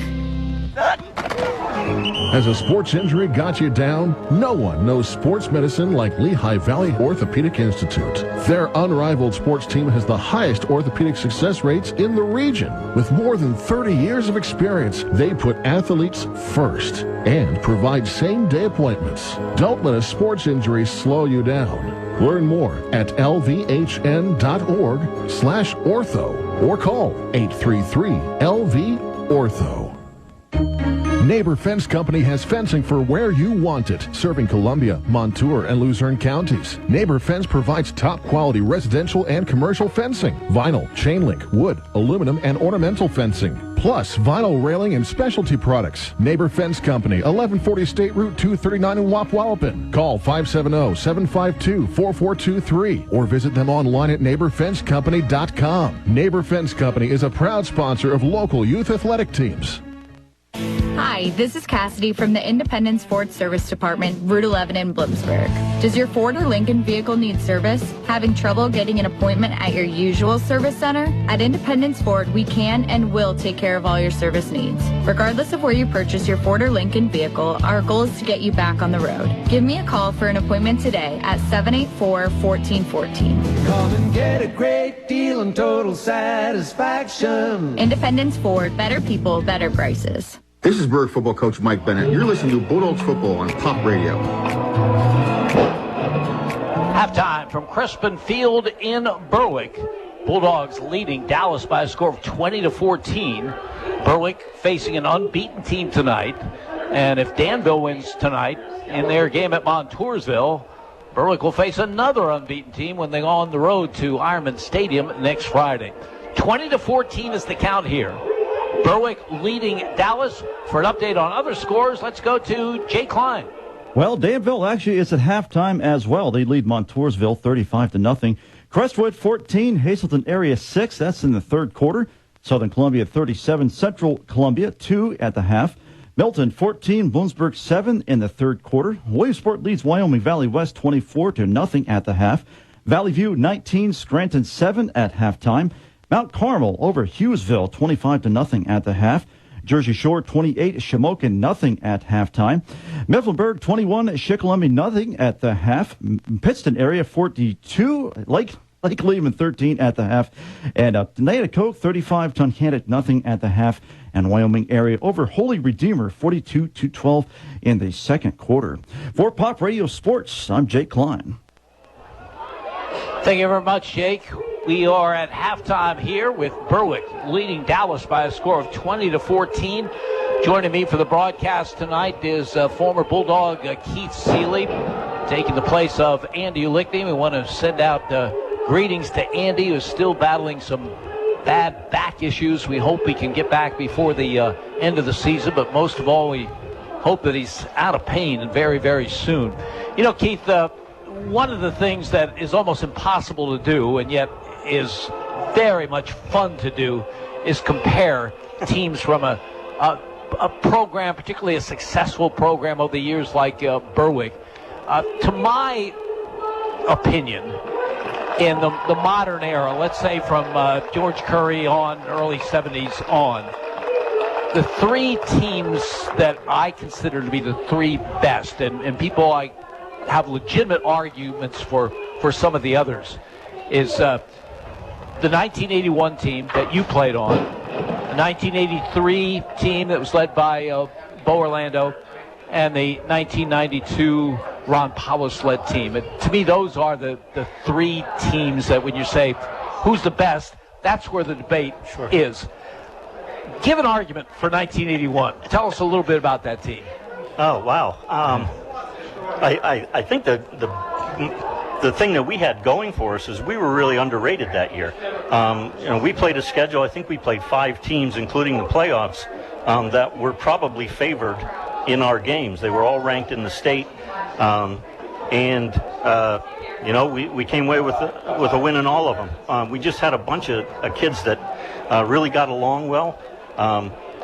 Mike West was our all-state quarterback. The thing about Mike was he was so adverse to being popular. Everything, he got all the accolades, but really deflected all that onto his teammates. And I think that, especially in high school, that gets everybody else to buy in. And I think that's what happened. We were all on the same page, didn't have any real superstar kind of kids, had some phenomenal athletes. Doug Hinderleiter led the team in receptions, led in interceptions.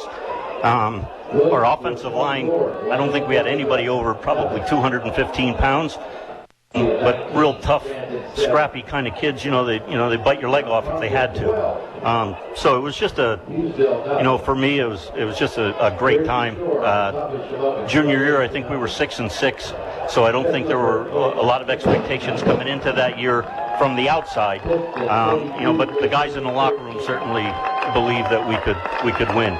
Defensively, you must have been something special. I looked at the numbers from that 1981 team.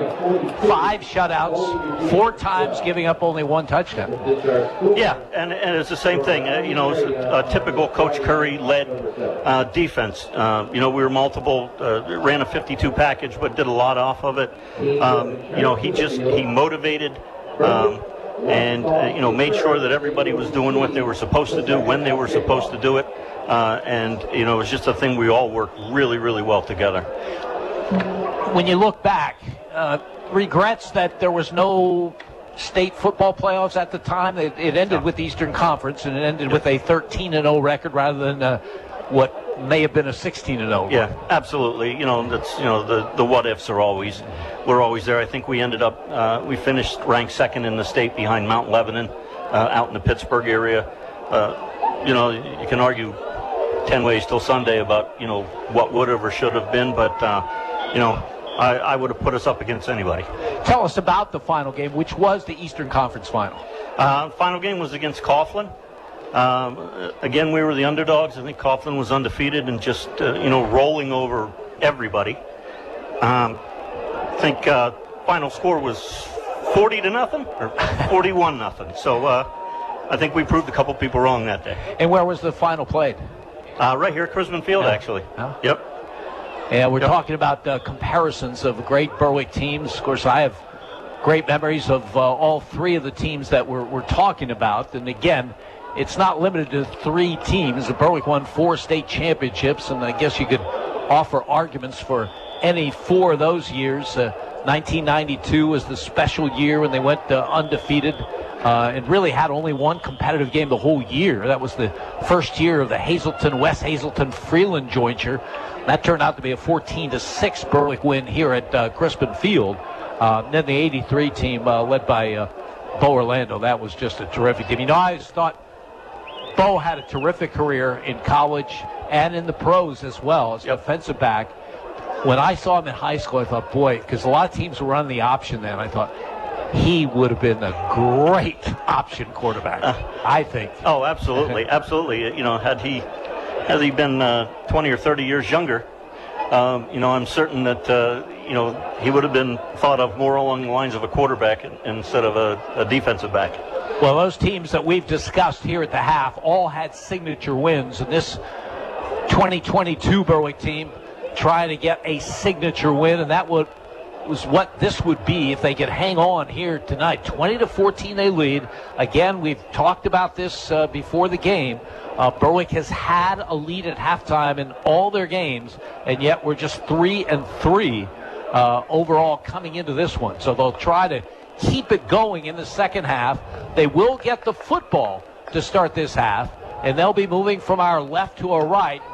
Really, the way this game has gone, Keith, there's going to be a lot of football to be played, obviously, after this first possession. But I think this first possession is big for Berwick. Yeah, I think it's crucial for them to get off on the right foot here. They've got to control the ball, at least get a couple of first downs, get into the game a little bit here. No mistakes. They can't afford any penalties on the offensive side of the ball. So we'll see what happens. Jace Chopiak kicks off. Berwick moving from our left to our right. The kick sails to Sheptock back on the 16-yard line.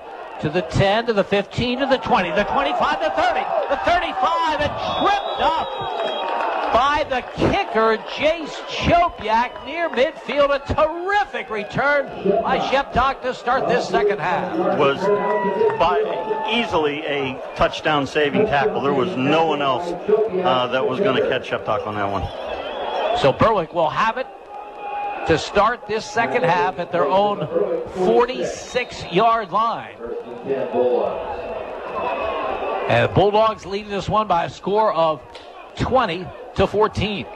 Be interesting to see if Dallas makes any adjustments. My guess would be they're not. They're pretty solid in what they do, and they think that they can win with this.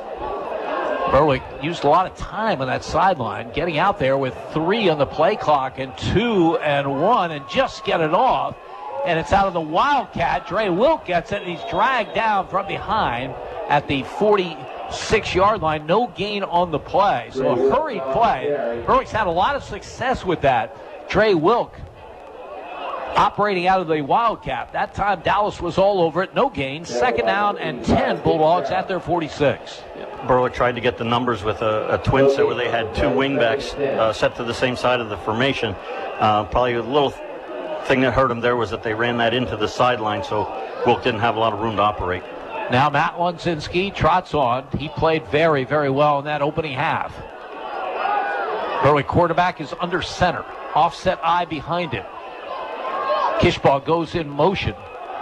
Call goes off the right to Ryan Bankus, and he gets just a couple to the 48-yard line. So big third down play for Berwick early in this third quarter. 2 plays in a row into the sideline there. The numbers really just didn't match up on either one of those plays like I think Berwick expected them to. Third down and 8. Bulldogs at their own 48. We're just underway in the third quarter. Berwick clinging to a 6-point lead. Sheptock, Wilk, Kishbaugh, wide left. Lonsinski back to throw. Looking that way. Steps up into it. Looking. He's going to carry the football. He's over midfield. He runs over a tackler and picks up the first down. Looked like he was going to be stopped short at the 45-yard line. He used that 217-pound frame of his to push ahead. He gave Parker Ballester a little of his own medicine on that one. That surprised me a little bit, but I think it surprised him as well. Lowered the shoulder and got to the first down marker. It was an exceptional play. So on a 3rd and 8, Lonsinski, who has run the ball very well in this game, picks up 8 and a first down at the Dallas 44-yard line. And with those 3 dangerous wide receivers to the left, you're not looking for the running quarterback. And he did a nice job of stepping up in the pocket. He had a little pressure there from both ends. They kind of ran by him. He stepped up, saw that the flat was cleared out, and got to the yard marker. Not much to spare. Spencer Kishbaugh gets a breather now. Aiden Weiss replaces him at the tight end position. From the 44, the call goes to Bo Sheptock. He tries the left side. and gets just a couple on the play. As Ryan Bakis will check back in. Spencer Kishbaugh back in as well for the Bulldogs. And so, the positive is it looks like, Berwick has come out so far in this half with the same kind of intensity. Offensive line's getting a good push. We'll see if they can keep it up. 2nd down and 8. Berwick at the Dallas 42-yard line. Dre Wilk wide left. Bo Sheptock wide right. Lonzinski out of the gun. Hands it off. Running play to Bankus. Strong effort by him. Gets to about the 36. Picks up close to 6 on the play. It'll be 3rd down coming. 3rd and 2. Bulldogs at the Mountaineer 36. And that's that counter play has been working for Berwick all night long. They have the tight end in the wing to the right. Back is offset to the left. And they're pulling the backside guard as well. So they're creating numbers on that play. With Dallas only having 6 guys in the box, and right now it's working for them. 3rd down and 2, Berwick from the Dallas 36-yard line. Lonzinski out of the gun. Bankus to his left. Fake to Bankus. Lonzinski keeps it, has the 1st down. Matt Lonzinski running the ball better than maybe any time in his Berwick career. Very, very effective in this game. Picks up 3 to the 33-yard line. 1st and 10, Berwick. It was a really nice run. He knew what he needed to get there. There wasn't a lot on the inside of the line there. Dallas brought their middle linebacker, piled everything up. Lonzinski powered forward for the 1st down. 1st and 10 from the 33-yard line. Wilk wide left. Sheptock in a slot to that side. In motion comes Sheptock. Takes the handoff. Tries to sweep the right side. Flags fly as he gets to the 31-yard line. And a holding call. Boy, those are the kind of penalties that can really stall out the kind of drive that Berwick has going. Yeah, that's going to hurt. Even though there wasn't a lot of yardage gained on it, it was still a positive play. Now they're going to be 10 yards behind the sticks. Holding against the Bulldogs. Referee Earl Harris indicates holding. And Dallas's defensive end there, Nick Farrell, had a nice play on that. He was one of the few plays where they got on the Berwick side of the line of scrimmage, which forced the tight end to kind of try to reach up on him, which he couldn't do, and the back had to bounce outside of it. And the hold was behind the line, so it actually turns into a 12-yard penalty and a 1st and 22, Berwick at the Dallas 45. In motion, Slabinski, quick out to Wilk at the 40, to the 35, to the 30, 25, great cut, down to the 15-yard line. Dre Wilk is electric in the open field. Just a terrific play. Great vision. Made several nice cuts on that, and give some credit to Slabinski on that one. Came back after the hold on the last play and had a really nice block on the corner to free him up. 29 yards on the reception. 1st and 10, Berwick at the Dallas 16. Bulldogs trying to add to a 20-14 lead here with 6:25 to go in the 3rd. Slot to the left side. Dre Wilk wide to the right. Lonzinski hands off to Bankus and nowhere to go. It was a nice play by Lucas Schultz there, the defensive tackle for Dallas. Used his hand, shed the block, stepped right into the hole. If he wasn't there, that would have been another big gain for Berwick. 2nd down and 10. Bulldogs at the Dallas 16-yard line. Berwick marching off the second half kickoff. Again, using a lot of clock, which is vital. Keeping that Dallas offense, which averages over 41 points a game, on the sideline. 3 receivers split to the right. Lonzinski out of the gun. 2nd down from the Dallas 16. Lonzinski looks to his right. Pump fake. Firing into the end zone to Kishbaugh, and it's almost picked off. Boy, good play by Joe Peters. Excellent He did play. not bite on that pump fake by Lonzinski and almost came up with what would have been a huge interception. Kept his depth on that one. Really nice. Broke on the ball real well. The ball might have been just a hair underthrown, but it was an excellent play by the safety. 10th play of the drive upcoming. 5.5 minutes to go in the 3rd. And a big call coming. 3rd down and 10. Berwick at the Dallas 16-yard line. Bulldogs break the huddle again. 3 receivers to the right. Wilk wide to the left. Onzinski rolls right, looking to throw. Has room to run. Inside the 10, inside the 5, into the end zone for a touchdown. Matt Onzinski from 16 yards out. What an excellent play by Onzinski on that one. Had a nice ball fake right at the line of scrimmage, got the defender off of his feet, cut underneath him, and then showed some really nice power inside the 5-yard line, put his head down, and got into the end zone.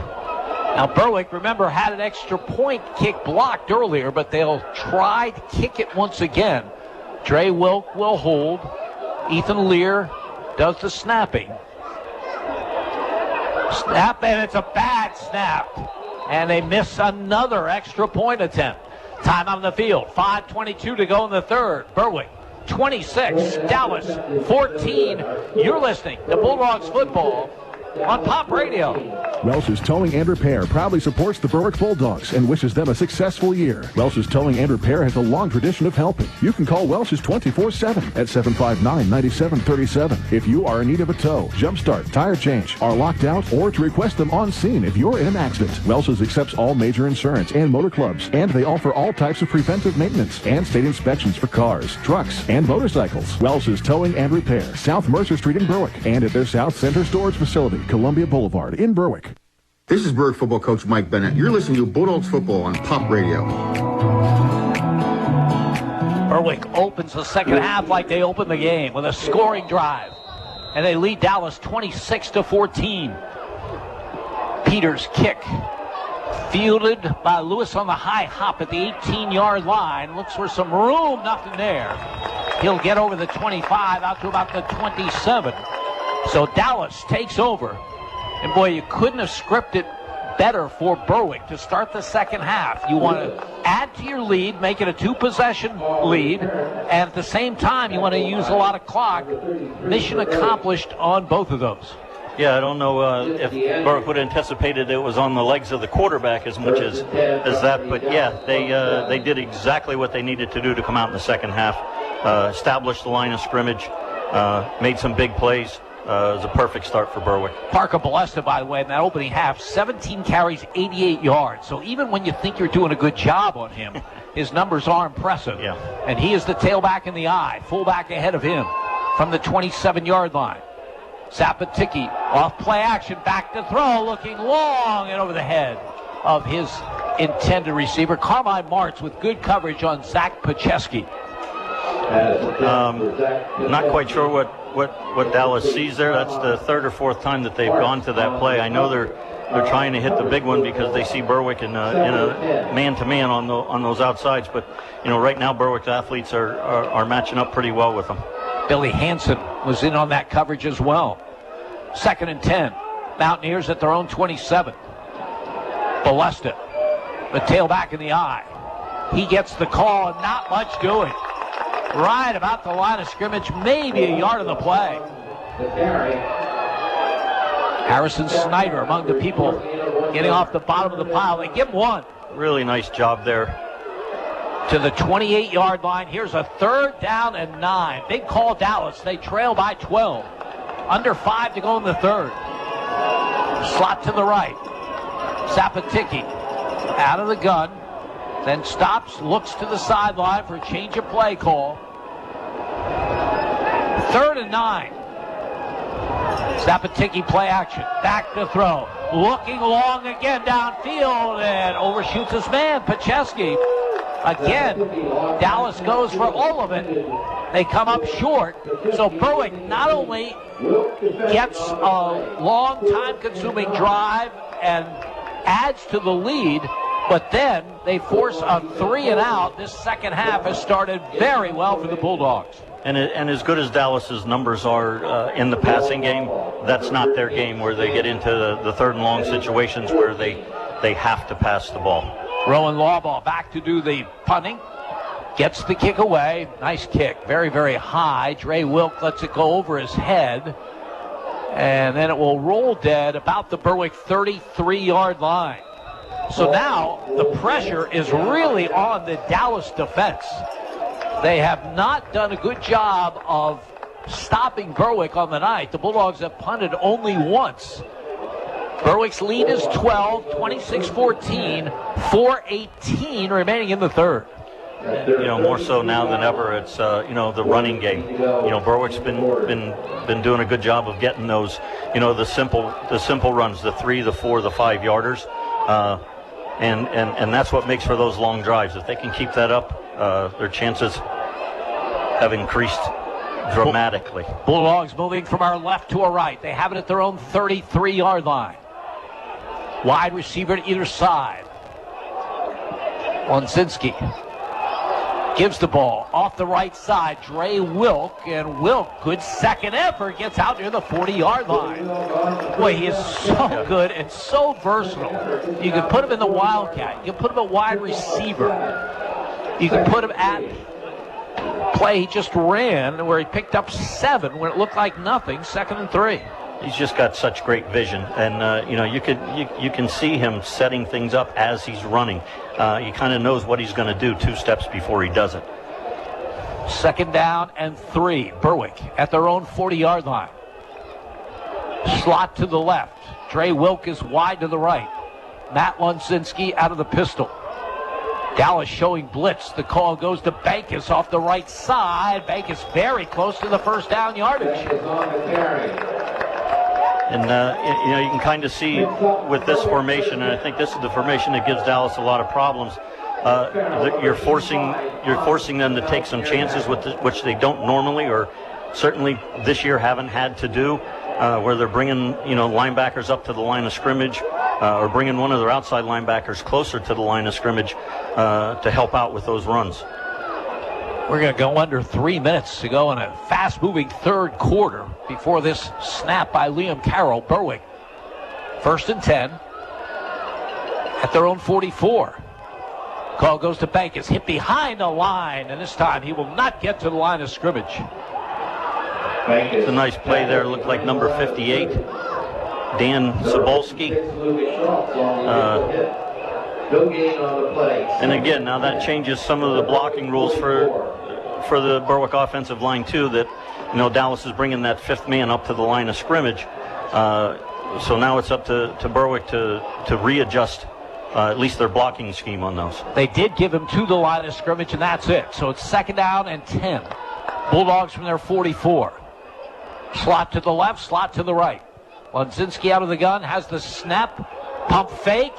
Rush comes, he runs with the football and runs over a tackler, may have a first down. Matt Lonzinski has been somewhat of a reluctant runner during his career at Berwick. Not tonight. They'll come up just short of the first down yardage at the Dallas 47. That was a really nice play. I don't know if it was a pump fake on purpose. It looked like he was going to let the ball go, pulled it down, took off, and had made his mind up well before he got to the defender that he wasn't going to go down. 3rd down and 1. It's been so impressive the way he has finished runs tonight. He's definitely feeling it. 3rd down, less than a yard for the Bulldogs in Dallas territory. Wilk wide left. I formation behind Lonzinski. Hands off. Sheptock has the first down and then some, pounds to the 42-yard line. On the carry has a Berwick first down. If Berwick can just sustain this kind of drive where you're getting 4 or 5 yards a pop, stick with it as long as they can. There's only a minute to go in the third quarter. They're running time off the clock. They're moving the ball. They look really confident right now in what they're doing.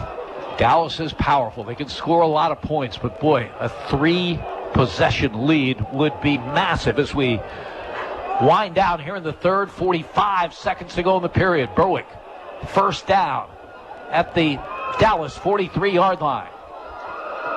Lonzinski fakes handoff, keeps the football straight ahead. Second effort will get him 3 to the 40-yard line. 2nd down and 7 coming for Berwick. A running quarterback just puts so much pressure on the defense, doesn't it, Kid? It really does, especially when, your backs are having so much success.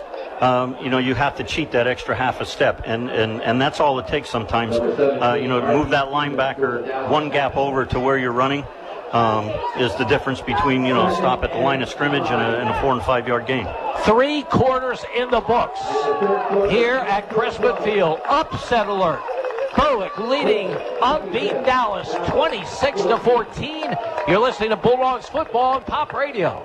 Welch's Towing and Repair proudly supports the Berwick Bulldogs and wishes them a successful year. Welch's Towing and Repair has a long tradition of helping. You can call Welch's 24/7 at 759-9737. If you are in need of a tow, jumpstart, tire change, are locked out, or to request them on scene if you're in an accident. Welch's accepts all major insurance and motor clubs, and they offer all types of preventive maintenance and state inspections for cars, trucks, and motorcycles. Welch's Towing and Repair, South Mercer Street in Berwick, and at their South Center Storage Facility, Columbia Boulevard in Berwick. This is Berwick football coach Mike Bennett. You're listening to Bulldogs football on Pop Radio. We start the 4th quarter. Berwick looking for a signature win on this season. They're 12 minutes away from getting one. They lead unbeaten Dallas 26-14. We'll start the 4th quarter with Berwick in possession at the Dallas 42-yard line, facing 2nd down and 9. Bulldogs moving from our right to our left. Ryan Bankus is the running back behind Lunsinski in the pistol. Bo Sheptok is wide to the left. Lunsinski has the snap, gives to Bankus off the left side, not much there.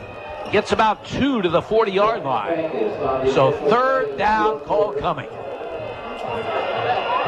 Lunsinski, as he's prone to do, trots to the sideline to get the play. They mark it the 41, so just a yard of the play. 3rd down and 8 for Berwick. At the Dallas 41-yard line. Dre Wilk, wide left. Slot to the right. Kish ball outside of Sheptok. 3rd down call coming. Lunsinski has the snap. Back to throw, looking, big pass rush. He's sacked way back at the 46-yard line. So that is a huge play for Dallas. One they really had to have here early in the 4th. And they will now have an opportunity to get back in this game. There's a little bit of a mismatch there on that one. Colby Klein, defensive ends, a big kid there, got matched up on Ryan Bankus, had to help out on the tackle. Just couldn't withstand it, and Lunsinski couldn't escape. Joe Peters back anticipating the punt from Dre Wilk. He's back at the 32-yard line. Good snap by Lear. Kick is away. Takes a great Berwick roll inside the 10, all the way down near the 4-yard line. Peters let it go, and that was a big mistake. And Dallas backed up deep in their own territory for their first possession of this final period. And Berwick leading this one 26-14, 10-27 to play. And I know we've said this several times already tonight. Really important here. Berwick's got them pinned down in their own territory. If they can get a stop here, get great field position for their next possession, things should be looking good for them. 1st and 10, Dallas moving from our left to our right in this final period. Sophomore Brady Zapaticki is the quarterback. Pump fake, looking, dumps a pass off to the far side at the 10 and out for a 1st down to the 16-yard line. Ballester, I believe, on the grab. And Dallas comes up with a big play. Really nice play design there. Ballester lined up on the right side of the formation, slid across underneath the rush. Defensive on the backside didn't see it. Really nice play to get out of a hole there for them. 11 yards on the reception. 1st and 10, Dallas at their own 16-yard line. Slot to the right. Play action. Zapaticki back to throw. Big pass rush. He's hit. The ball is loose. Berwick tries to get on it. They do. Short of the goal line, I believe. I think he scooped it up and scored on it. It looked like he picked it up. Was that Liam Farrell? I did not see an official indicate a touchdown. It looked to me like Carroll picked it up. He scooped the ball up and jumped into the end zone. The officials talking things over. I did not see any indication for the officials. Yep. It is a touchdown, Berwick. I think they were discussing whether it was a forward pass on the fumble, it looked like, but certainly from here it looked like it was a fumble. So who are we giving the touchdown to? I believe it was Liam Carroll. Well, I'm going to go out on a limb and say that's his first career touchdown. So a huge play for Berwick early in this fourth quarter. Now they've missed a couple of extra points, so they will go for 2. So Zapatiki loses the football. Berwick gets on it, gets a defensive touchdown, builds that lead, and now they'll go for 2.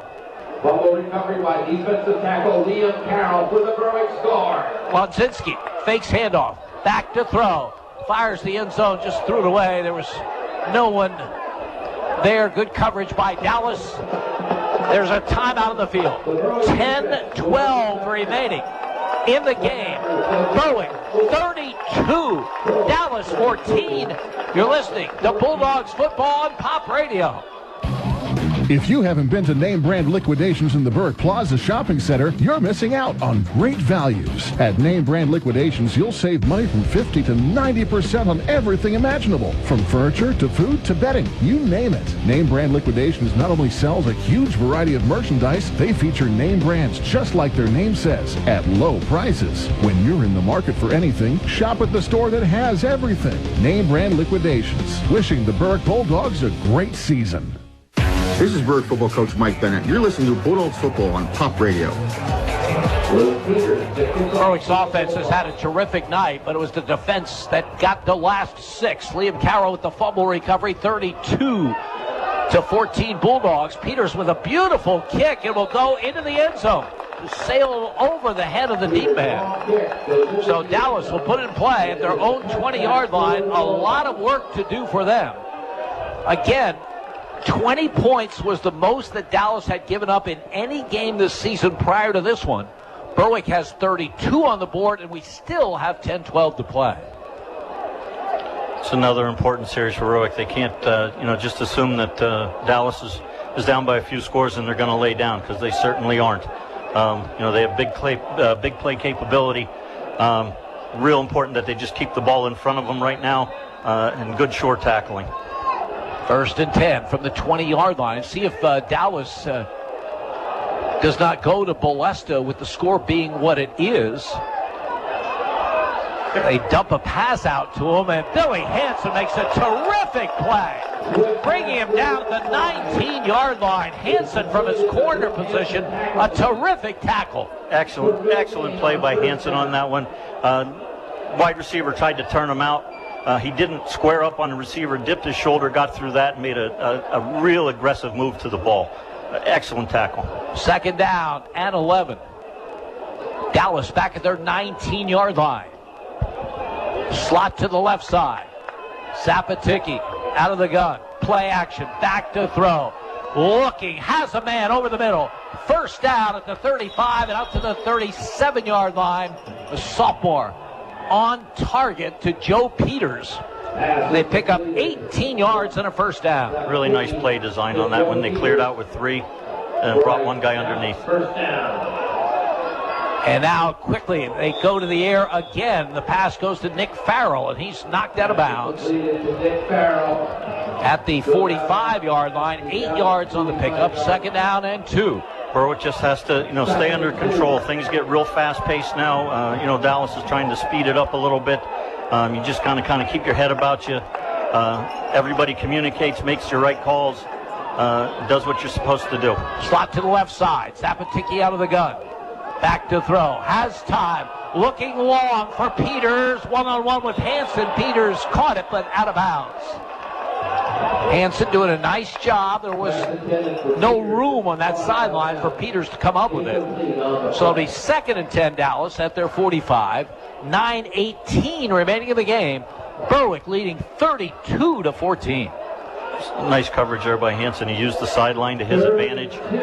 Stayed right on the receiver's hip. Peters wide to the right side. 3rd and 2. Zapaticki setting up a screen. The pass comes up short, intended for Ballester. Now, it is 4th and 2. Dallas cannot punt the ball. No, they they got to come up with something here. 4th and 2. They have a lot of options.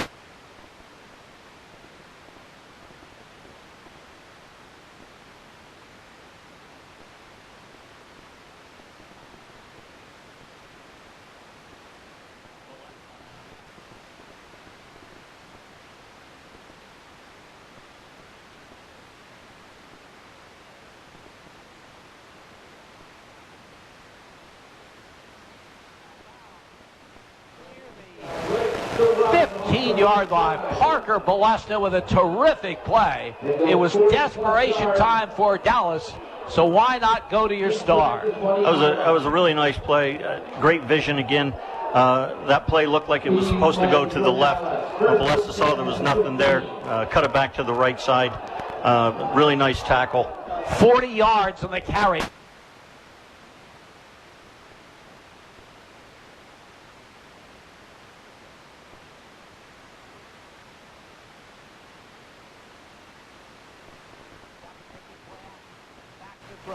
Here comes the pass rush. He throws it away. He can do that.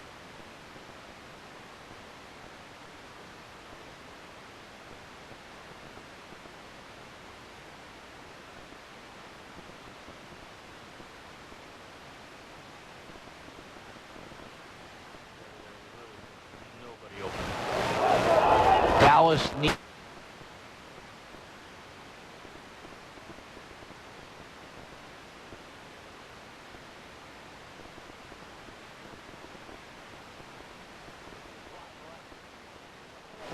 Zapaticki out of the gun. Hands off to Ballester. Breaks free and he goes in untouched for a score off the right side. Great blocking, and Parker Ballester has another touchdown. That one from 15 yards out. So Ballester is doing his thing. He may end up with the 200 average that he has. He does make it. He makes it look easy, and that's the sign of a great back. He's got great vision, great power. Berwick helped out a little bit there. I think they dropped the man out into coverage. 32-20. They'll go for 2. Zapaticki pushes it ahead to Dylan Geske, who goes in for 2. The shovel pass to Dylan Geske. And Dallas puts 8 on the board to stay in this one. 8:55 to go. Berwick 32, Dallas 22. You're listening to Bulldogs football on Pop Radio. Neighbor Fence Company has fencing for where you want it, serving Columbia, Montour, and Luzerne counties. Neighbor Fence provides top-quality residential and commercial fencing, vinyl, chain link, wood, aluminum, and ornamental fencing, plus vinyl railing and specialty products. Neighbor Fence Company, 1140 State Route 239 in Wapwallopen. Call 570-752-4423 or visit them online at neighborfencecompany.com. Neighbor Fence Company is a proud sponsor of local youth athletic teams. This is Berwick football coach Mike Bennett. You're listening to Bulldogs football on Pop Radio. Dallas was desperate, but they got a score. They're still very much in this game. 8:55 remaining. Berwick 32, Dallas 22. Looks like Berwick is expecting an onside kick. They look like they have their hands team in. But Jopiak will kick it long. You feel it. Sheptak at the 18 to the 20 and out to the 30-yard line. And that's where Berwick will put it in play. Dallas indicating they have the football. Oh, this would be huge. And they do have the football. Dallas has come up with the football. That was Ryan Backus on the return. He lost the ball, and this game has turned around completely. Dallas down just 12, and they have the ball at the Berwick 30 with still 8:50 to go. You could definitely see. I couldn't see which one of the Dallas kids did it, but there were arms swinging at that ball from the time they made contact. Boy, a quick score for Dallas. We would really have ourselves a game. Well, you knew Dallas wasn't going to go quietly. Berwick's first turnover that comes as the worst time when they had a chance to put it away.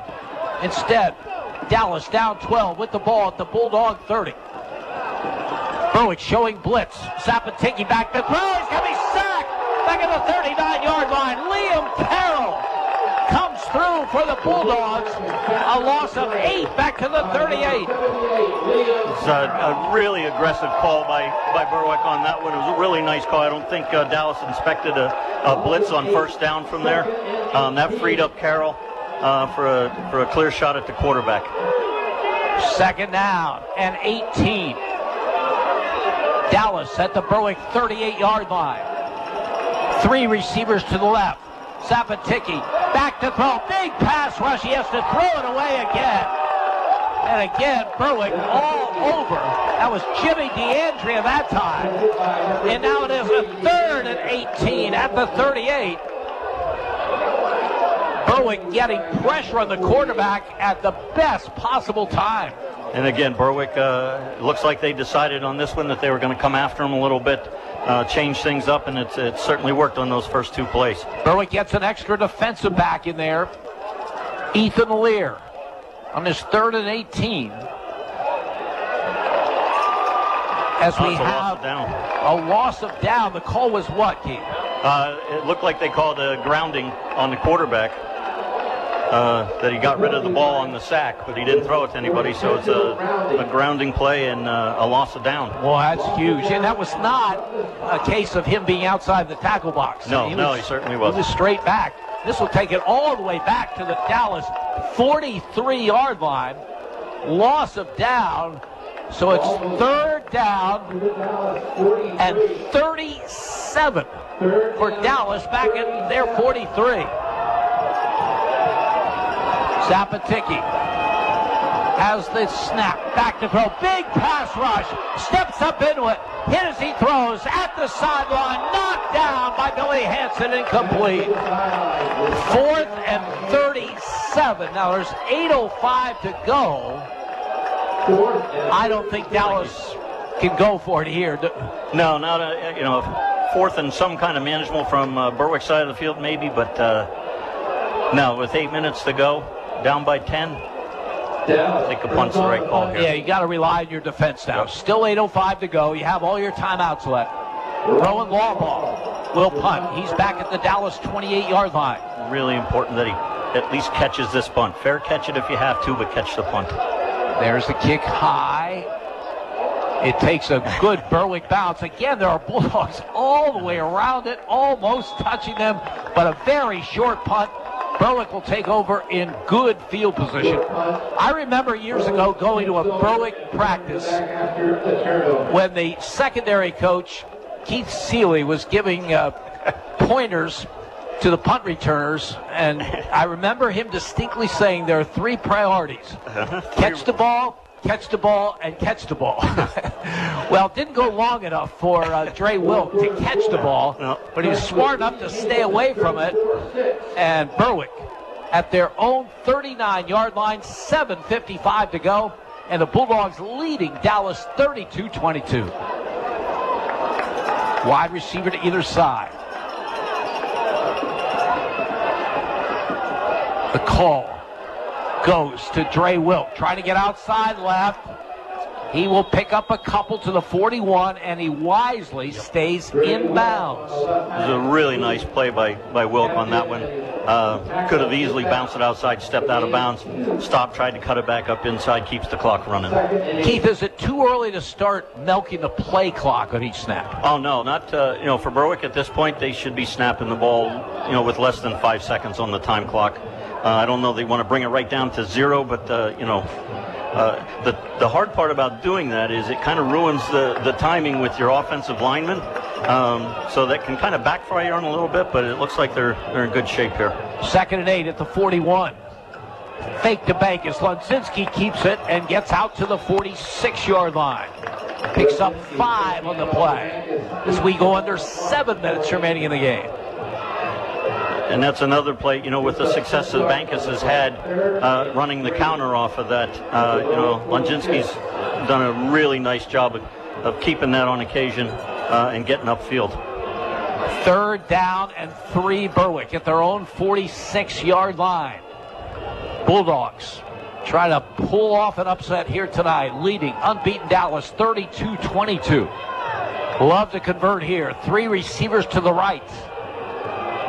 Lonzinski has the snap, keeps it himself, has the first down and then some to the Dallas 46-yard line. Great play call there. Dallas helped out Ballester, the middle linebacker, ran a loop stunt where he came to the left side of the nose tackle, opened up things perfect for that run. 1st and 10, Berwick at the Dallas 46-yard line. On this snap, will be under 6 minutes remaining in the game. Getting into the territory where Dallas has to maybe start thinking about using some of their timeouts just to give themselves some time on the clock. They have all 3 remaining. Berwick 1st down at the Dallas 46. Lonzinski hands off to Wilk. Wilk close to a 1st down at the Dallas 35-yard line. Trey Wilk has had a terrific career at Berwick. He's never looked better than he has tonight. I tell you, he's certainly a jack of all trades. Berwick does a great job of lining him up all over the field, getting him the ball in different situations, and just letting his talent take over. 10 yards on the carry. 1st down, Berwick at the 36-yard line. Clock running, 5:17 remaining in the game. Bulldogs with a 10-point advantage. Wilk will line up as a running back to the right of Lonzinski. Wilk gets the ball again. Wilk breaks the tackle inside the 30, down to the 26-yard line. He's close to another 1st down. I marvel at his speed and his cutting ability, but he's shown some power in this game as well. Yeah, he's certainly the total package there. He's got nice, strong legs on him. He doesn't stop when he gets hit. Those legs keep driving through a tackle.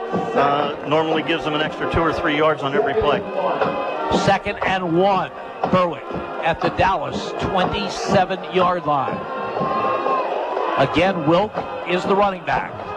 Lonzinski has the shotgun snap, keeps the ball himself, looking for the 1st down yardage, and he's very, very close.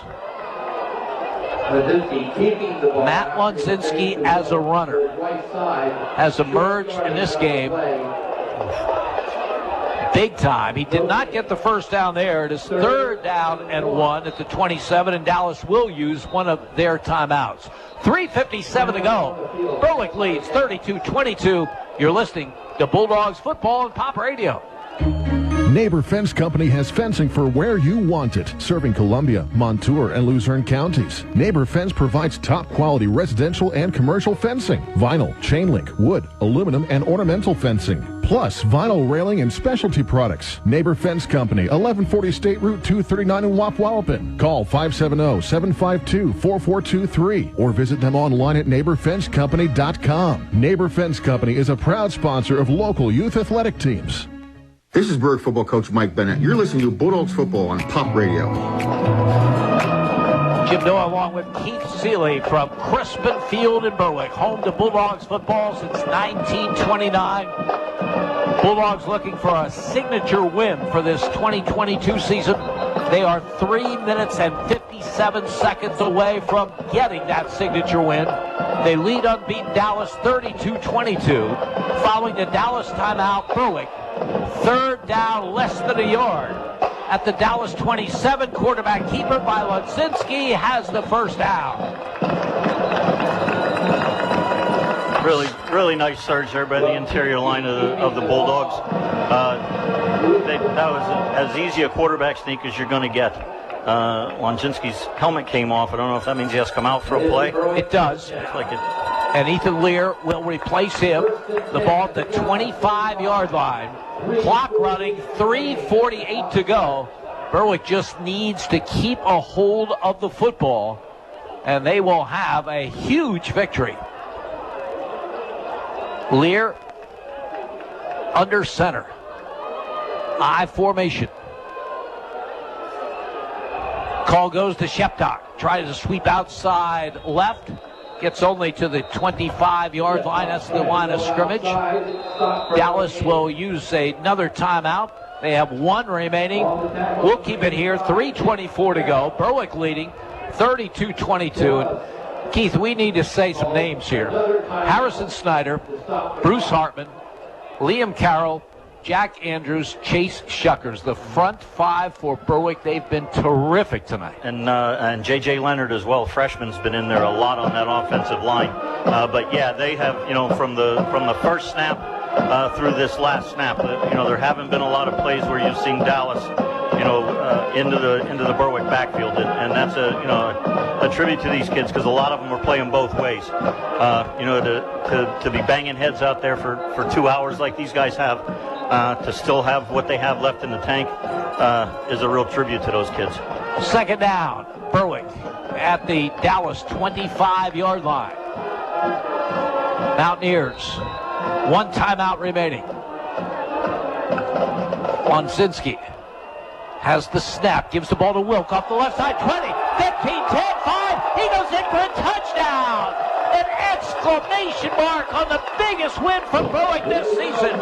Trey Wilk from 25 yards away. It's just, again, it's that simple counter play that Berwick's been running all night. They have numbers over there with the tight end, Slabinski, as well as Kishball on the wing. They're pulling the backside guard, leading through. It's just a really nice play design that Dallas just hasn't figured out. Extra point attempt coming by Luke Peters out of the hold of Dre Wilk. Lear's snap is a good one. The kick is up, and the kick is good. Timeout in the field.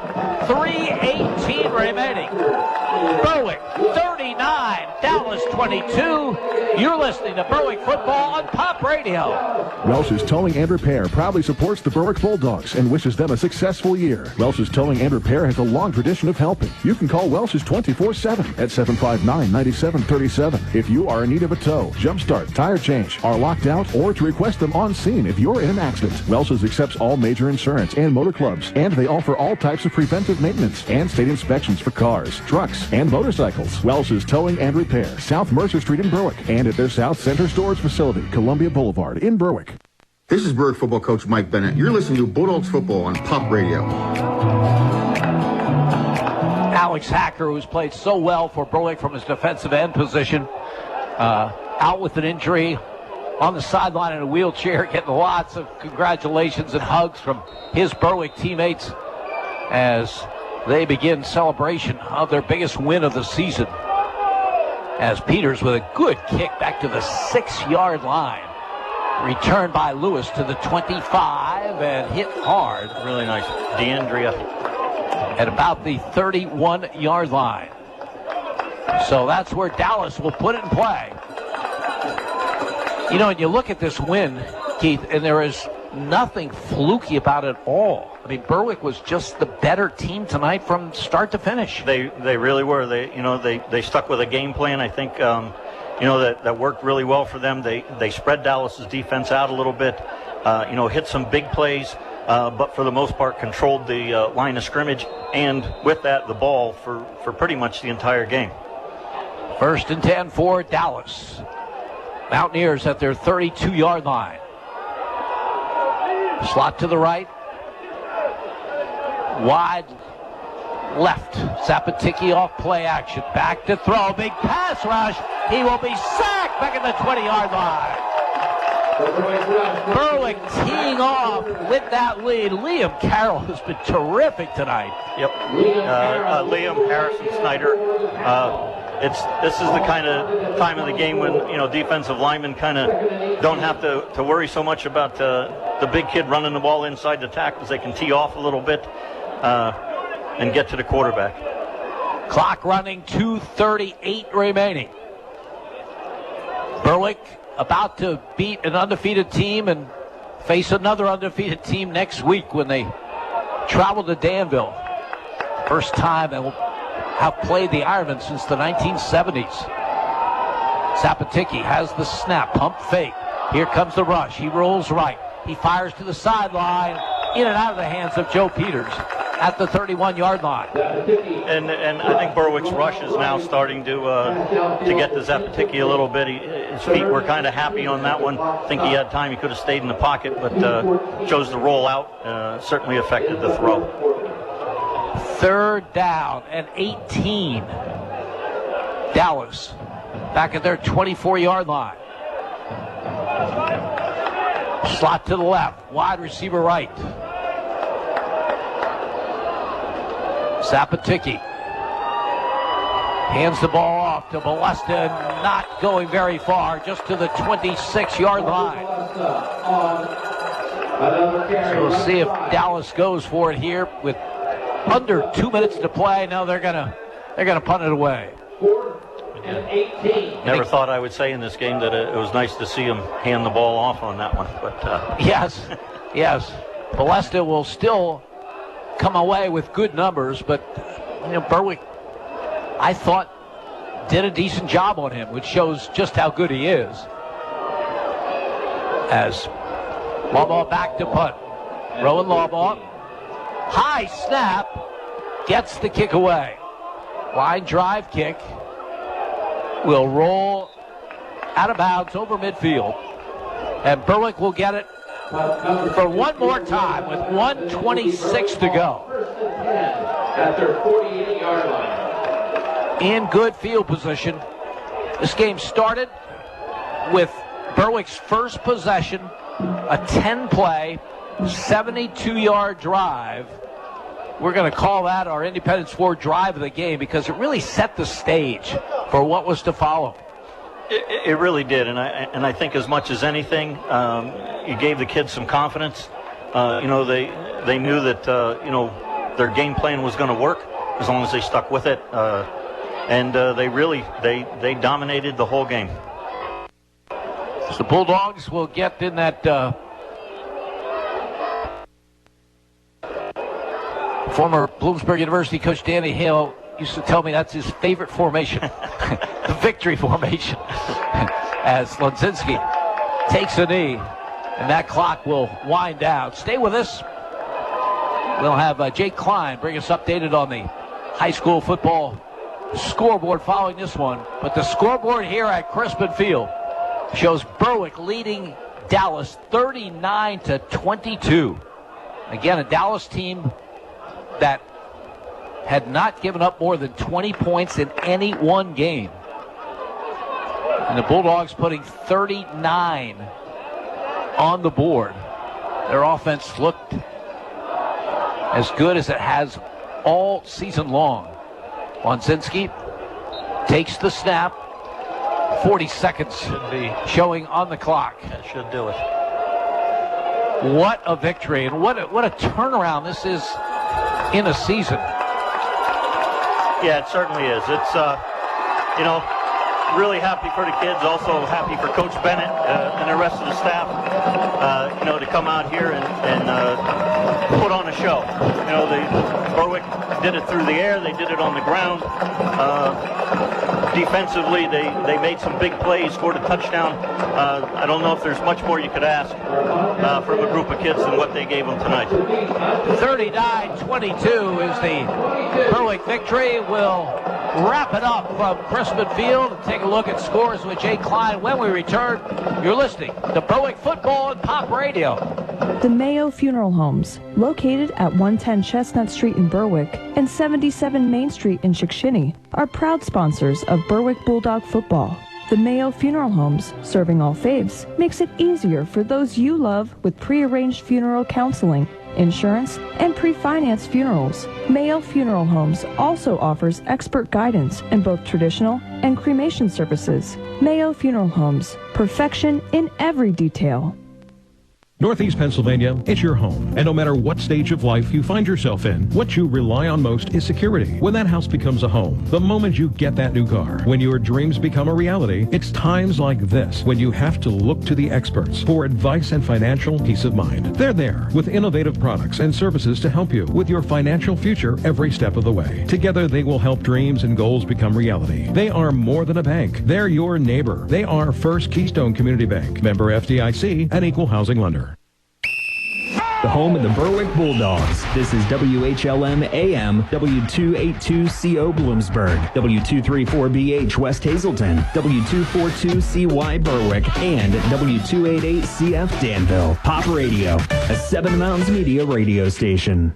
Red's Roofing, the roofing ninjas of Berwick. The roofing experts for all of our listening area. With over 30 years experience and great rates, why go anywhere else when Red's Roofing will get the job done right for your roofing, decks, and siding. Specializing in metal roofs, rubber roofs, and shingles. Most of the work is done in one day. Red's Roofing, the roofing ninjas. Now located in Dushore and also serving Bradford and Sullivan counties with owner Harry Titus, a supporter of the Berwick football team and St. Jude Children's Hospital. Call 570-752-4351. Digging deeper to make ends meet? Now you can get a 26% tax credit with a geothermal heat pump system from Climate Master. Climate Master geothermal systems tap the constant temperature of the earth to provide heating, cooling, and hot water while keeping your home comfortable all year long. And Climate Master systems are so efficient, you'll save up to 70% on your energy bill. The investment in a Climate Master system quickly pays for itself. Contact your local Climate Master dealer, Robert G. Dent Heating and Air Conditioning in Light Street. Go to robertgdentheating-ac.com. This is Berwick football coach Mike Bennett. You're listening to Bulldogs football on Pop Radio. What a night for the Berwick High School football team. Not only do they upend a previously unbeaten Dallas team, but they do it convincingly. Final score 39-22. Berwick set the stage on their first possession of this game, a 10-play, 72-yard drive, capped on a 1-yard run by Matt Lonzinski. That is the Independence Ford drive of the game. Luke Peters with the extra point. Berwick had a 7-0 lead. Later in that first quarter, Bo Sheptock intercepted a Dallas pass at the 32-yard line of the Mountaineers. 6 plays later, it was Lonzinski again in from 7 yards out. Big play on that possession, a 4th and 6 for Berwick, and a 13-yard completion for Matt Lonzinski, who played probably his best game as a Bulldog, to Rowan Slabinski. Peters with the extra point again, 14-0 Berwick after 1 quarter. Dallas got on the board early in the second, capping an 8-play, 63-yard drive on a 5-yard touchdown run by Parker Ballester. Big play on that drive, a 4th and 6 and a 13-yard pass completion from Brady Zapaticki to Archie Stevens. There was also a 25-yard completion to Joe Peters. Jace Chopiak kicked the extra point. Berwick's lead was cut in half, 14-7. But Berwick kept the pressure on. 3 plays, 64 yards on their next possession. Matt Lonzinski, a quick hitter to Bo Sheptock, who made a spectacular run.